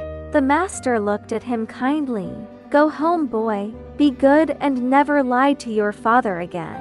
He gave Pinocchio 5 gold coins. "Buy your books and be wise." Pinocchio thanked him and ran out with joy, unaware of the new trouble waiting ahead. As Pinocchio walked down the road, 2 strangers appeared, a cunning fox and a sly cat. "Good day, little wooden boy," said the fox. "Where are you going in such a hurry?" "I'm going to buy books for school," Pinocchio answered proudly, showing his gold coins. The fox grinned. "Books? What a boring idea. Wouldn't you rather be rich instead?" "Rich? But how?" Pinocchio asked with curiosity. "It's simple," said the cat. "If you plant your coins in the magic money field, they will grow into a tree full of gold." Pinocchio's eyes widened. "A tree of gold coins? Really?" "Of course," said the fox. "Come, we'll show you where to plant them." Pinocchio followed them through the woods until they reached an empty farm field. "This is the perfect spot," said the cat. "Now dig a small hole." Pinocchio dug eagerly and dropped his coins into the hole. "Now," said the fox, "cover it with soil and wait for your money tree to grow." He smiled slyly, and as soon as Pinocchio turned around, the 2 thieves grabbed the coins and ran away. When Pinocchio realized what happened, it was too late. He was trapped in a deep hole. "Oh no! I've been tricked. I should have listened to my father," he cried. Just then, a bright light appeared, and the blue fairy floated down from the sky. "Pinocchio, how did you fall into this pit?" she asked gently. I was on my way to school," he stammered. "2 animals pushed me in and stole my coins." As soon as he spoke, his nose started to grow longer and longer. "What's happening to my nose?" he shouted in fear. The fairy said, "Every time you lie, your nose will grow longer. Truth makes it shrink again." Ashamed, Pinocchio confessed everything: the circus, the fox, the cat, and his lies. As he spoke honestly, his nose began to shrink back to normal. The fairy smiled. "Now you are telling the truth. I will set you free. Go back to your father." She waved her wand, and Pinocchio floated out of the hole safely. "Thank you, dear fairy. I promise I will never lie again," he said sincerely. Pinocchio began walking home, but soon he heard someone calling his name. It was his friend Romeo. "Hey, Pinocchio, where are you going? Come with me to Toyland." "Toyland? What's that?" Pinocchio asked curiously. "It's a magical place full of sweets, toys, and games. No school, no rules, no parents to scold you." Pinocchio thought for a moment. "That sounds amazing. Let's go." The 2 friends went to Toyland and were amazed by the candy houses, music, and laughter. They played all day, eating chocolates and riding merry-go-rounds. Days passed quickly, but one morning, Pinocchio noticed something strange. He touched his head and felt long ears growing. Then he looked behind and saw a tail. "Oh no! What's happening to me?" he cried. He looked around and saw their children turning into donkeys too. A cruel man shouted, "Move, you lazy donkeys! I'll sell you at the market." Pinocchio realized it was a trap. The man was an evil donkey trader who fooled kids with sweets. Pinocchio ran away as fast as he could, escaping the terrible Toyland. He returned to the village, where people whispered, Poor Geppetto. He searched the whole town for his son. I heard he took a boat to sea, but his ship sank in a storm, said another. Hearing this, Pinocchio felt deep sadness and guilt. Father, all this is my fault. Without hesitation, he ran to the shore and jumped into the sea to find his father. As he swam, his wooden body floated easily on the water. At that moment, he truly repented for all his mistakes and his donkey ears disappeared.